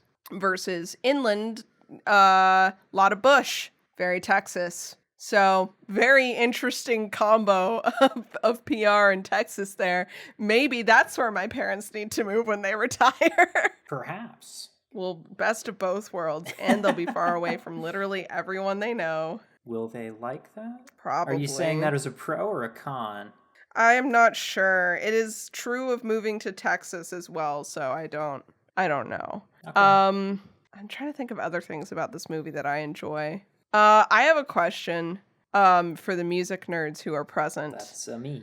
No, that amp doesn't get that how- loud. Am I dead? Are you? I don't know. Hello, it's me, Noah. I am speaking to you through the computer. Yeah, that's how Discord works. Oh, wait, I'm sorry. Yeah, Nina, that's how podcasts work. Oh, that's actually even better. Okay, my question is, the movie puts a lot of emphasis on the guitar and the amp. How much of that emphasis is warranted? Okay, What do you mean? Actually, this is something... Like- I'm gonna hijack this real Sure. quick. I think it's so funny. There is no way in hell that single Marshall combo amp makes that sound. see, That is the that's what I sound mean. of like 10 How speakers. realistic, is her interest in this specific guitar Very. and amp? That was my extremely, Okay. that was my extremely. dream guitar as well. Okay. Every kid Secondarily, wants that guitar. Secondarily, how realistic are the sounds that it's making and the way that the characters are playing? Okay, it? so When she plays it, very accurate. well, yeah, when she plays it, actually, that's one of my little, realism quibbles that I have with the movie. Is for as obsessed as she is and as supportive as her parents are, I find it difficult to believe that this kid doesn't have a different, cheaper guitar that she has been learning on already. Yeah. Because if they've got the money to 'Cause be she's like a buying teenager. house, they've got the money to have acquired her an Epiphone Les Paul or something. Like you, Anything.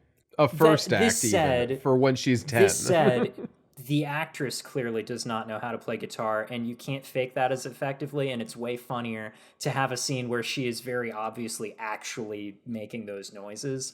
So understandable. However, for the sound and stuff, okay, so here's the thing. That's part of the sound that is supplied by Sun. And Sun regularly tune their guitars all the way down to like drop A, which is really fucking low, as the professionals put it. And I don't know how well a Gibson Flying V handles getting tuned that low, because Gibson tends to run their guitars scale lengths just a slight bit on the short side. Also that amp it's just a little one speaker combo. It's gonna get loud enough to be annoying, right? Because I'm sure that it's probably like a 20 or a 30 watt, I would assume. But it's not going to have the degree of low end that sound has, especially because when you're tuning that low and you're trying to get the huge chug, like I think with that particular guitar, it would sound a lot flubbier than that, and you wouldn't get the amount of like that it has, because that's Sun playing whatever guitars Sun plays, and they're running them through their Sun amps, and they're blasting them at such ungodly volumes, and they've got like a million speaker cabinets, and like so it's like you could make an argument that it's exaggerated by the presence of the actual literal Satan, but like he's playing the guitar to drive Satan away, so it's kind of like, well, no, Satan wouldn't be Satan's making got him nothing sound to do cool. with this. Yeah, it sounds good because it sounds good, because you need it to sound good for the movie. Yeah. We're suspension of disbelief. Satan Yeah. is in this movie, therefore we can have some guitar that doesn't sound Yeah, I don't correct. think that my bass amp could make it sound like that, frankly. I've got a. I don't think it could be loud enough to get the chug. I'm looking at my 30-watt Vox amp, and I'm thinking with a couple of pedals, well, the ones that I have sitting in front of it right now, I could probably get a pretty solid sound here. Well, and also I don't have the neighbor situation that I used to, so I actually can if I want to. But like You do still have neighbors, though. all right, at this point in the podcast, I'm going to record a big loud chug, and I'm gonna put it in here just to show what it sounds like. Chug. Yeah! I'm gonna Chug, use chug, okay, chug, but I chug. am going to use a guitar that's tuned in standard just to keep it true to that. So To show what the are we? difference. Is the okay? Yeah, the intention of this is what it really would have sounded like, more of a vibe. Yeah, it's a Vox and not Versus, a. like, It's this- a Vox and not a Marshall, and it's a little bit of a larger amp rather than the glorified practice amp that were shown in the movie, but like comparable enough, perhaps. Okay. Comparable enough to show that it's not a wall of sound. Yeah, but also I would bet that if you just turn everything up on that thing, the way that like you're supposed to with Marshalls, Crank you'd get a lot out of it. I do think. Yeah. I thank you for answering the music nerd. I don't know that I Thank you for actually making the answered big the chug. question at all. I feel like I learned what I wanted to learn. That sound is gonna play right now. All right, so it turns out Sun actually uses Gibson Les Pauls, which are a 24.75-inch scale, which I could not have predicted. But in any case, what I got here is a Vox AC15. I don't know why I said 30 watt earlier, whatever. And I'm running an Epiphone Les Paul through a perfectly ordinary tube screamer and a full tone OCD. And here's what it sounds like.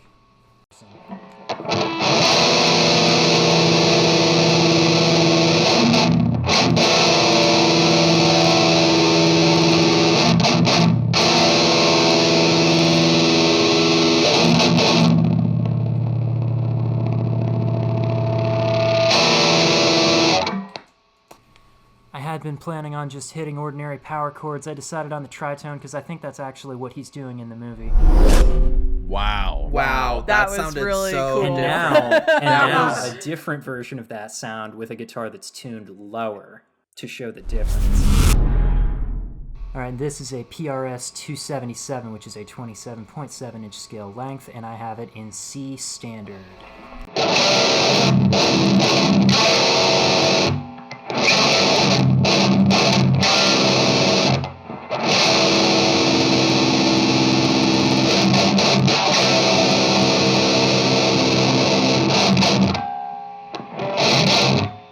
Alright, so you can tell from the way the microphone is kind of breaking up there that it was loud as hell in here when I recorded that, but you can also tell that the low end that you hear in the movie just kind of isn't there. And I think if I would have scaled the rig up to even including like a 412 cabinet instead of just the 112 that's in the amp, you'd be seeing a good bit of a difference there, but as it sits, the amp in the movie is even smaller than this one, physically at least, so I wouldn't be surprised if it had a 10-inch speaker instead of a 12, though I don't actually know what model of Marshall that is. Well, that's a night and day Oh difference. my to gosh, me. yeah. Right? That's This is fucking going to be one of the huge. first episodes that I have actually listened back of the podcast since like Malignant. Yeah. What else? I had another thing I wanted to say that was. I'm interrupting. Oh, I It's have one more my thing. turn No, to no. It's a question again. Right. There are a lot of band posters in Zoe's room. Did you guys have any posters that you noticed and were like, hey, I know that one, that like surprised you, that were not like the standard? I wasn't looking that close this time. I just saw the classic old school ghost poster. Yeah, I saw the old school ghost. That was But the one. it's But because it's it like focuses center on it. shot. Yeah, I was mostly paying attention to the shirts that everybody was wearing. The first time Jesse Yeah, walks the in shirts wearing as a well. Sun shirt, and I'm just like, hey, Hey, that's you your might as well have the advertising your director's own name shit. written on it. Like, I already heard that liked guy the playing guitar variety and of thought to shirts. myself, that sounds an awful lot like Sun. Now you walk in wearing the shirt. Like, come on. It's day one of it's your first day of school in Texas, and you go to school wearing a muscle tee of a Slayer shirt. Yeah, what else? You've got to give a good impression. Oh my goodness. Me wearing my nicest Slayer shirt to school. I hope everyone likes me at my new school. Everyone beats some me up people- because Slayer sucks. I have two thoughts. First thought is I felt bad for the dad because when he rejects the art offer or is like, I really gotta pick up my daughter at school and just keeps rejecting it, and then he goes and gets a horrible flat tire and crashes, and then his daughter is kidnapped and everything. Holy shit. And then he catches up to them eventually, and she's rescued, and he like rushes in all worried, and his daughter is like, "You swore on my life that you would never be late again." And I'm like, it's a terrible situation, but he had an excused absence. That was a hell of a flat tire. It was. Yes, he God. almost flipped his car for that flat tire. Yeah. I wanted some acknowledgement of them being like, hey, you got a flat tire, and it's okay. I think that at that point, Jesse knew now was not the time to be like, especially after his first defense was I got so wrapped up in my painting, and it's like, Jesse, shut up. I kept you here until 10 p.m. by accident. You're lucky that there is a guitar to be bribed with, or else you'd really be screwed. After something like that happens, your tire explodes, and you just gotta take it. The thing is, shame on that school, because I don't think they can legally leave a child unattended. That doesn't sound like something they should be able to do now. No, I've seen teachers. I've had to stay late as a daycare operator, but that's little kids. But I also have heard about teachers getting really annoyed with parents because they had to stay really late. Yeah. I'm like, for one, the night where she was there all day and he comes because he was working on art, I was like, somebody would have been there. And then when she's kidnapped, I'm like, where were the teachers? Where was the school administration? Why did they let this strange man come and pick her up? So I think that's the school's fault and not his. But then, also, when the guy came and broke into the house and they chased him off, and then the cops are like, we're going to need to put you in witness protection. That's that's a thing. Isn't that a thing the FBI does and not a federal thing? Local cops in the middle of nowhere? And also, the guy's been running for like 2 hours at this point. That's not the Hey, don't worry. response. Deputy Dewey was there to handle things. Oh, good. Deputy Dewey's here. Love Deputy Dewey. But yeah, that stuck out to me like a sore thumb. I was like, what? Why are you offering witness protection? When the guy has literally been running for maybe 2 hours. And you're like, we can't find him. We have to put you in witness protection. It's not even as though they don't know who he is. They know exactly who he is. It's just a matter of finding him. Like, this is not... Yeah, Ray Smiley. He used to live here. I think one of the problems with watching this movie is that I have been watching Sons of Anarchy. And so any of the cop stuff with the side plot, I was just like, I'm getting it mixed up with the Sons of Anarchy episodes we watched right afterward, which also involved a small amount of witness protection. So I'm like, I'm baffled and confused over here, but you're correct.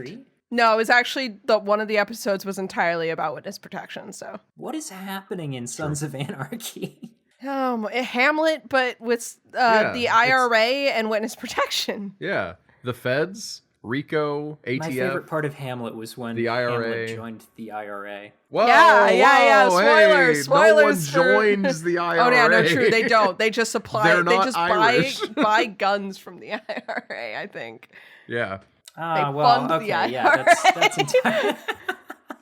Anyway, you do not want to know about Sons of Anarchy, but if you do, you can follow me on Tumblr because I am posting my thoughts. I mean, I hear plenty about the IRA when I'm watching Dairy Girls, so I think I already understand. Yes, you do.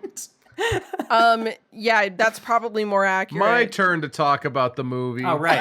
There's a movie. I forgot. Oh, sorry, Noah. I love all the art in this by Stephen Kastner. Yes, it's so good. And I'm so sad that it is impossible to find prints of his art because he passed away in 2019. That sucks. And there is one book, it is like his art collection volume 1, which encompasses the 90s to 2009 of his artwork. And it is so expensive. It is, if you buy the paperback on on Amazon. It is almost $300, and it's $65 for the hardback from a bookseller in California that I found. And it's just a coffee book of his like art. That's cool. Right? That's really cool. He's from Cleveland. Yo! He's a hometown boy. Just like Mushroom Head. Local Holy boy. Shit. Yeah. But I really love all of his art throughout this. I remember going down a rabbit hole of his stuff after I watched the movie the first time, because it was sick. It was, for me, it was the most compelling art I had seen in years, maybe ever. And I really, really liked it. It's really, really beautiful art. I really love... one thing that I enjoy about this movie is that some of the stuff is like, yes, I believe that is the tool that he would need to be able to achieve the look he's going for. And sometimes I'm like, there is no way that is the tool that he would need to achieve the look he's going for. Me painting with a greasy rag. There we go. Actually, the greasy rag is the realistic part. Yeah, I know. The greasy rag and the spray paint. But a lot of the times when he's using a brush for like the blues in the sky of the butterfly painting at the beginning, I'm like, I think that's greasy rag work personally. So that kind of is... I mean, it's like 4 out of 10, not enough greasy rag. That's what I'm saying. But I'm sure they had Steven Kastner tell them what he used to achieve, because the other thing is the actual tools used to achieve the looks that he's working for are way more interesting to watch than just a normal paintbrush. Like, okay, I'm sorry. When he's all like gas masked up and he's spray painting the canvas, I have nothing good to say about that scene. So that is appropriate for recording. This brings me to perhaps my biggest criticism. I'm going to talk about my criticisms of this movie here. My biggest one: this movie has a little bit too much fan service in it. I mean, the dude takes his shirt Don't say off these things to me, bitch. No. Listen. I appreciate it as well, but it's distracting at a certain point. They show him in his underwear, like climbing the wall to do things on the top end of the one painting at one point, and I look at it and I'm just like, was this? I'm glad it's in here, but was this absolutely necessary? The part where he's like in the door frame and he's like hauling himself to his feet. I'm sorry. It's really important to me. It belongs in the movie. I'm not saying to take it out. However,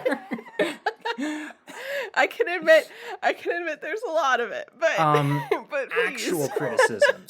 I feel like if your CGI fire is going to look like that, perhaps you would do better to write a climax for the movie that simply doesn't involve fire. Yeah. Someone said in the review for Advantage Satan that they associate him with subpar visual effects, off-screen horror, and heavy metal. Yeah.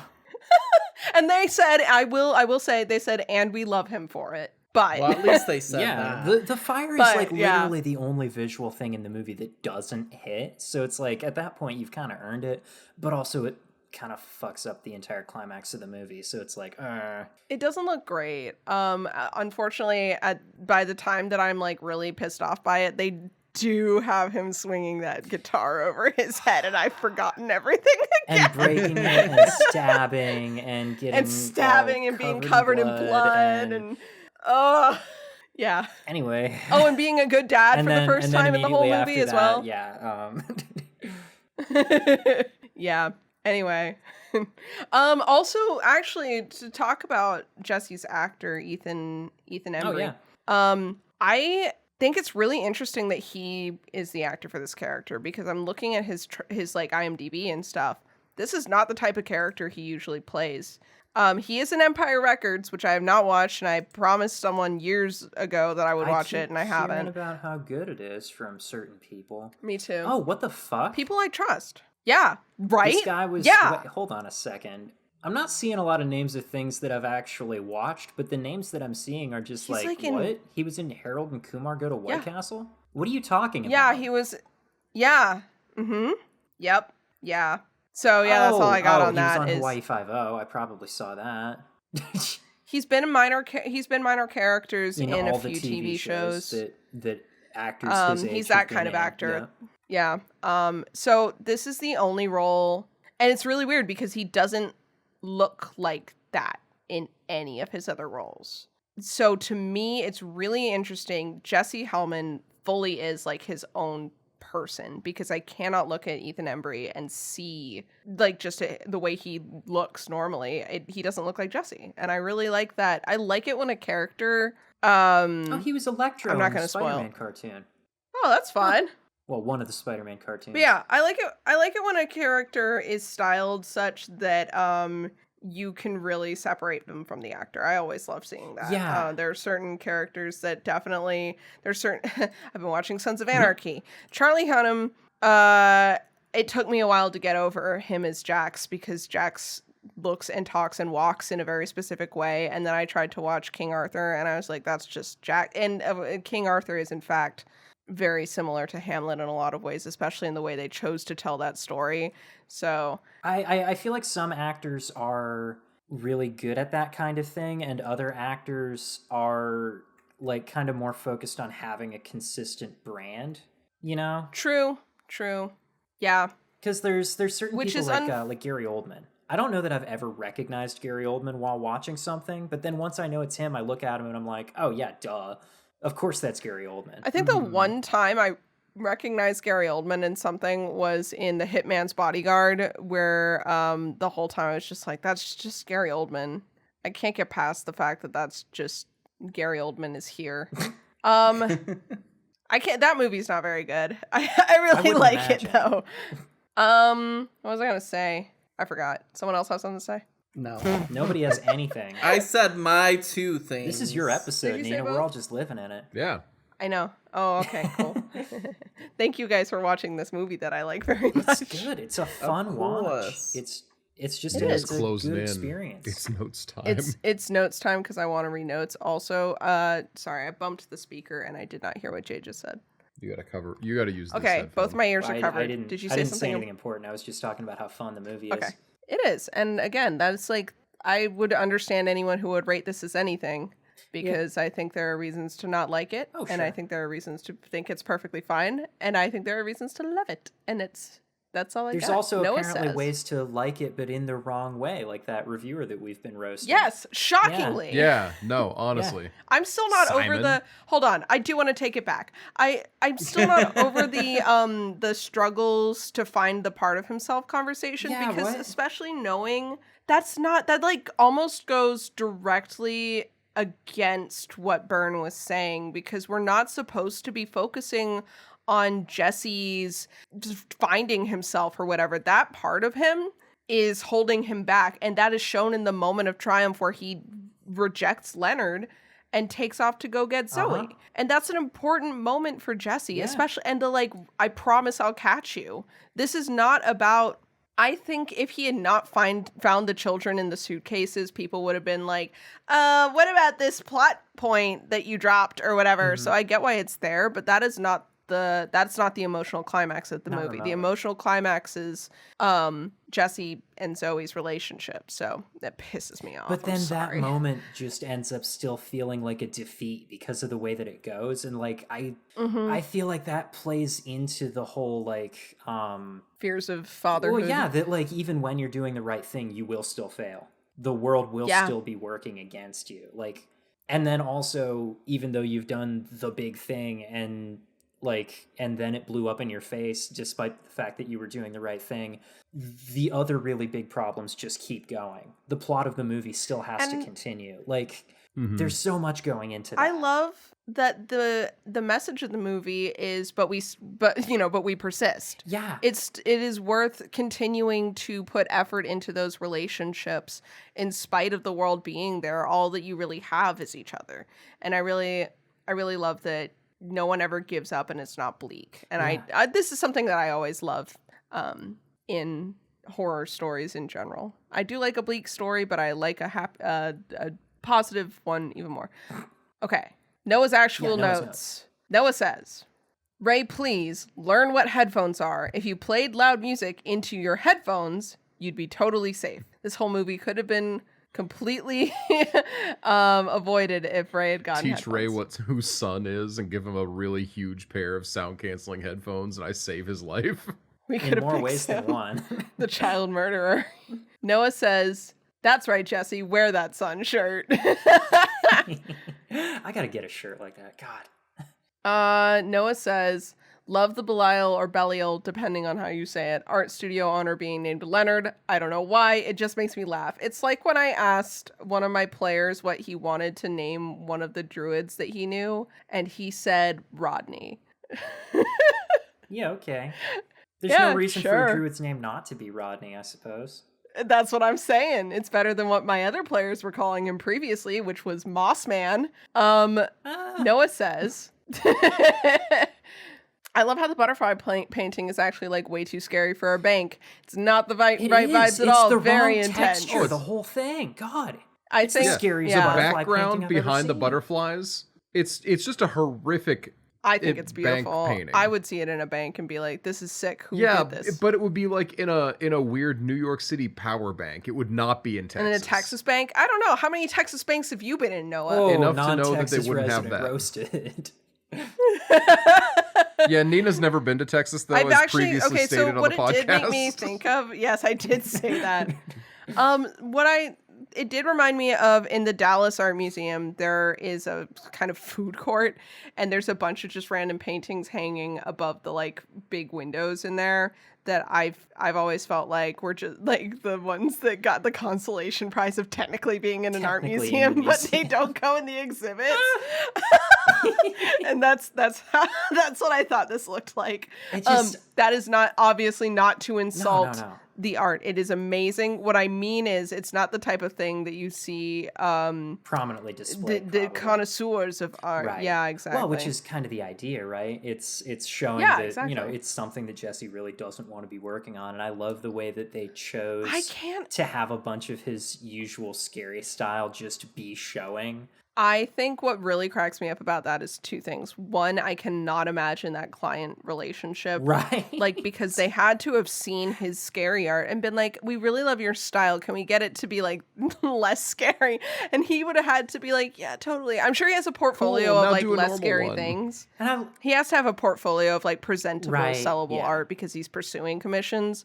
But it's very funny to me to like think about someone in this world going to this bank and seeing this painting and seeing the name on it and looking it up and finding him online and seeing all this like satanic shit. And I love how in that Secondarily- scene, Astrid just walks in and is like, "Is this for the bank?" And then like doesn't really volunteer an opinion. I feel like it's kind of implied I that love she's her thinking the same so thing that we're all saying. I also love how he stares at a blank canvas for a long time and then decides to deface a previous project. I have been there, and it's such a real feeling of just like, this does not spark joy. So you go over to a piece that was already giving you trouble and you just like kick it up a notch, to quote Emerald Lagasse for some reason. Bam. I just find Jesse incredibly relatable. Also, having a commission to work on, but you saw a shadow on a wall in the shape of a cross, and you're like, "I'm just gonna paint an inverted cross." He's so me. That's Noah also says the inverted cross is very interesting because, like, the shadow that's baked into the wall, the way it's like kind of this pale silhouette and it's dark everywhere else. Color-wise, that is already kind of an inverted cross, you might say. Like that's kind of Right. just fun wordplay there. And then he takes the shadow he saw of an upright light cross against a dark background, and not only I'm getting nerdy now. He inverts both the color and the like position. setup of the Yeah. cross, and it's like, yes, this is a very like textbook childishly edgy painting, but in the context of the movie and what he's going through, it is kind of a like, this is weird that this is what he decided to paint. Yeah. I also enjoy raggedy metalhead stumbles into a fine art museum and presents the receptionist with a painting of an inverted cross. Luckily, It flowed through the me. art collector is the demon, and so he's like, "This is sick, actually." Yeah. Yeah. You don't understand. I don't remember painting It this. flowed through me. After him, a 13-year-old comes in and gives the receptionist one of those cool S's. Yeah. And she's like, interesting. I will She's pass like, it along. He's just got like a notebook You full have of talent, kid. doodles. And they're all just like scary eyes. And Leonard's like, this kid has a future. That's my next warlock, actually. Emma, remember this. My next D&D character is an art warlock who's got a literal patron. I love it. It's perfect. Noah says, I love this wildly ignorant Christian broadcast talking about Satan and equating him to other cultures' religious figures that are actually nothing like biblical Satan at all. This is incredibly accurate. Yeah. There was a diagram in one of my churches that you could walk past that talked about what other religions believe, and as an adult, I know that they were all wrong. Yep. Mm-hmm. So that's very, very accurate to the way that Christianity talks about other religions. Also, I love how this appears to be like the Satan propaganda channel that Ray flips to every time. They're always talking directly about Satan, and like I've listened to. That's just Texas. Well, I mean, like even here in Pennsylvania, I grew up hearing a significant amount of Christian radio, and yeah, they did talk about that stuff, but like the way that they talk about Satan in some of these fucking programs, the one refers to him as the dark god, which I think is cluing us into the fact that this station is actually run by Satanists, because Christians would never call Satan Yeah. the dark god, because there's only one God, and it's God. So true. Satan is a creation, actually, and to refer to him as a god is some heretical theology, actually, but... So true, so true. Yeah, that's a really good point. I kind of zoned out for some of the Satan on TV You're not meant to talk pay 'cause close attention. It's part of an aesthetic piece. It's like, oh, right? Satan But, on like, TV talk again. Yeah. Noah says actual normal family interaction, and he actually tries to destroy the painting but can't. It's nice to see this look at the horror audience that nitpicks and say, oh, he can't just stop, moron. He's possessed. Yes. This movie is self-aware, but not to the point where it feels like it's trying to thwart its audience in a painful way. Noah says, okay, yes, this is a really good point that I actually want to point out as well. Not a fan of how Zoe looks just pasted into the painting. She's clearly not a part of the coherent vision, but she is front and center. So I want to take it back to the conversation about Jesse working with the bank and talk about the actual artist and how it must have been to work on this movie. I can't imagine being an artist who has such a strong visual style and working with something where you have to have a painting have specific elements for the story to work. Yeah. I've done some D&D commissions sometimes where people are like, I want this element included because it's very important to my character, but that element makes it genuinely impossible for me to make a coherent art piece about that character. Because they didn't make the character with character design or art or illustration in mind. They made the character in their like little cool storytelling brain and in the actual events of the campaign. So it's like, you're going to tell me you have this really cool like pink tiefling character who wears a pirate outfit, and then you're going to tell me that she uses this weapon that completely clashes with the rest of her design, but I have to include that weapon. I'll do it, but you're going to be able to tell what was a client decision and what was an art decision. And that is exactly what this painting of Zoe looks like, where you can tell that the artist genuinely got into it with the kids' heads coming out of the butterflies and whatever. And then you have... he slaps butterfly wings onto Zoe, which I personally, he's dead. We'll never know, unfortunately. I feel like that's a last-ditch attempt for him to take that part of the painting back and work it back in.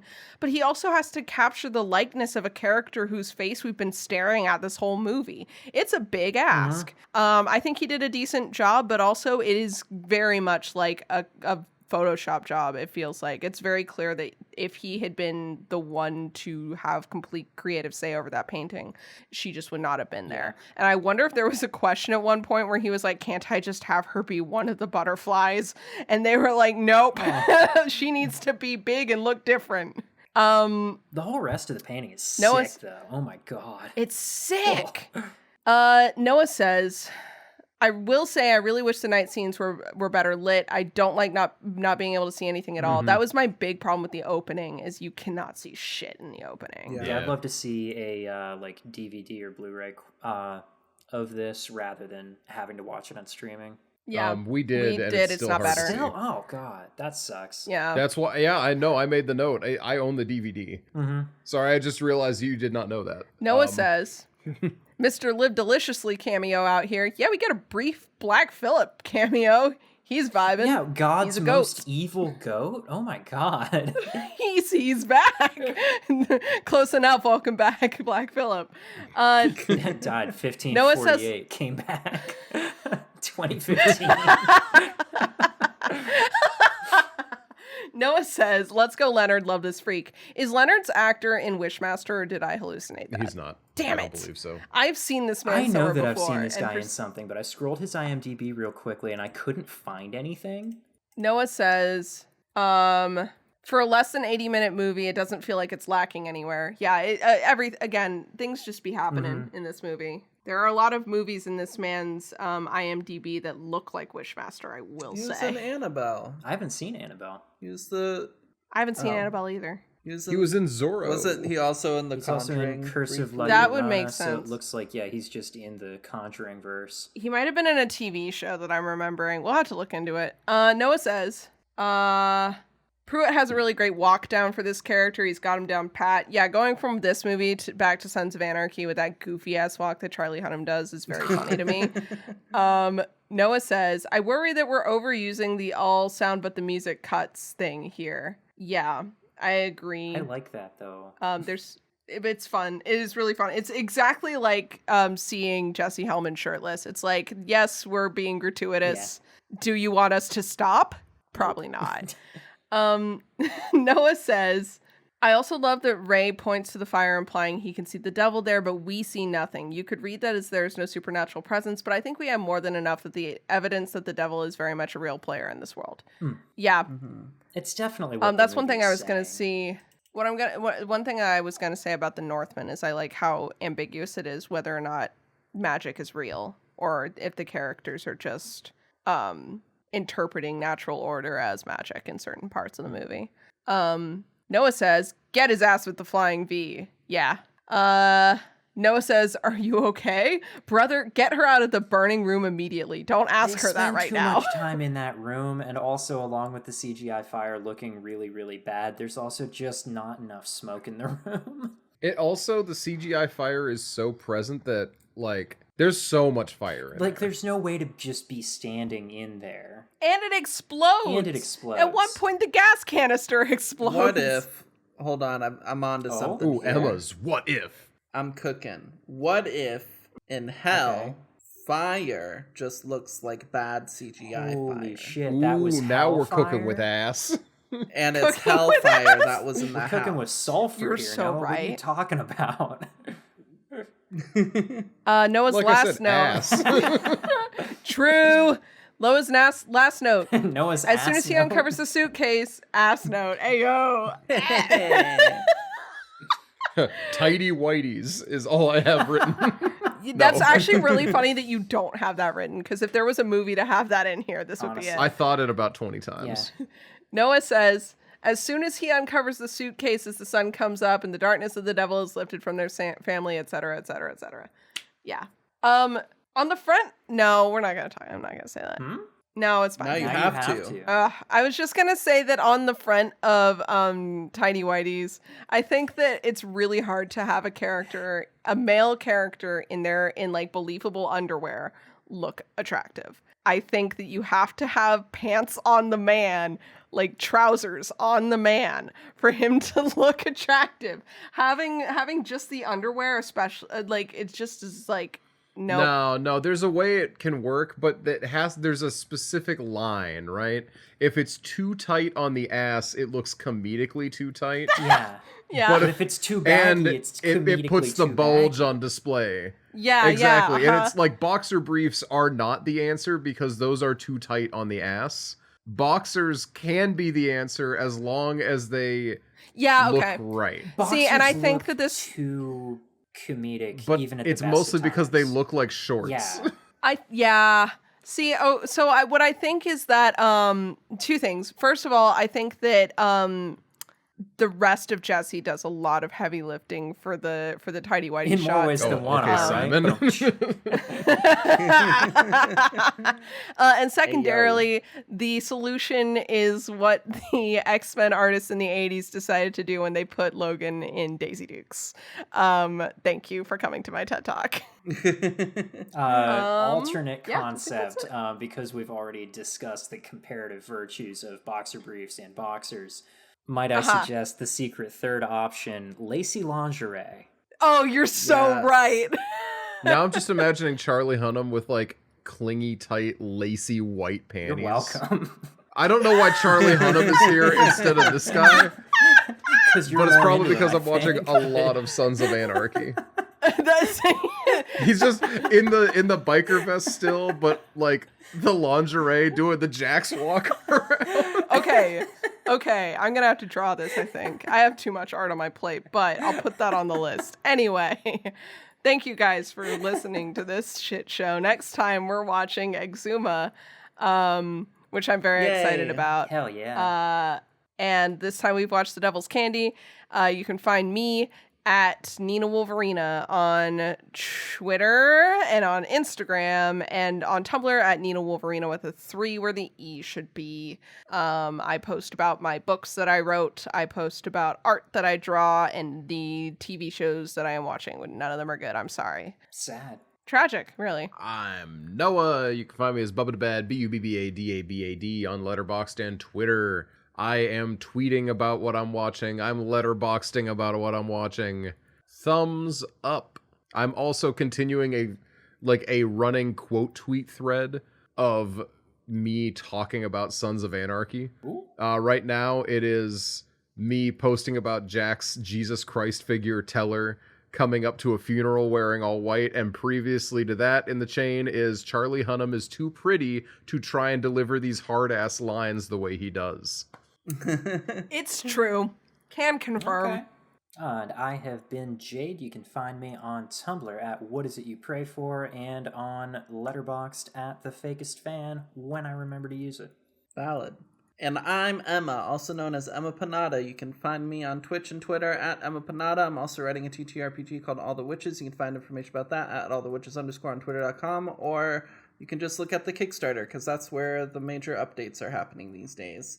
I think I'm also finally ready to reveal my secret Letterboxd account, so you all can we can find finally it know and where it see. is. So you can know where it is, and you can see my opinions on movies. Now, it's very hard to find. Get out a pen and a paper. Okay, you ready? It's at Emma Panada.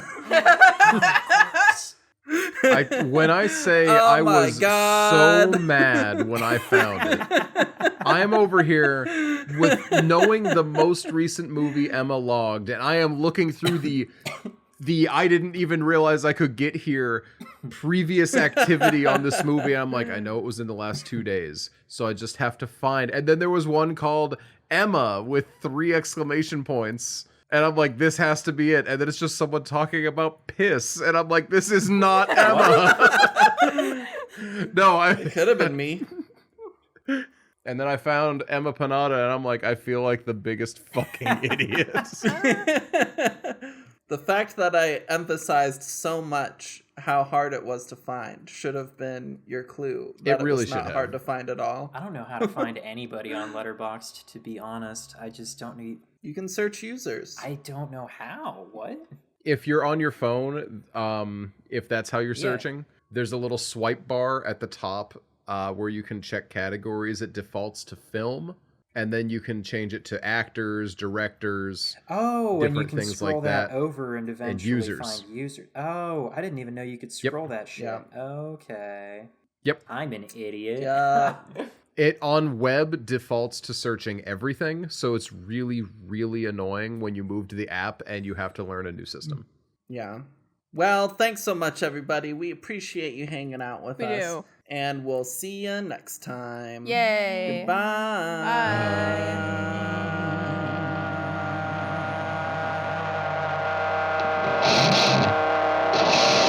Bye.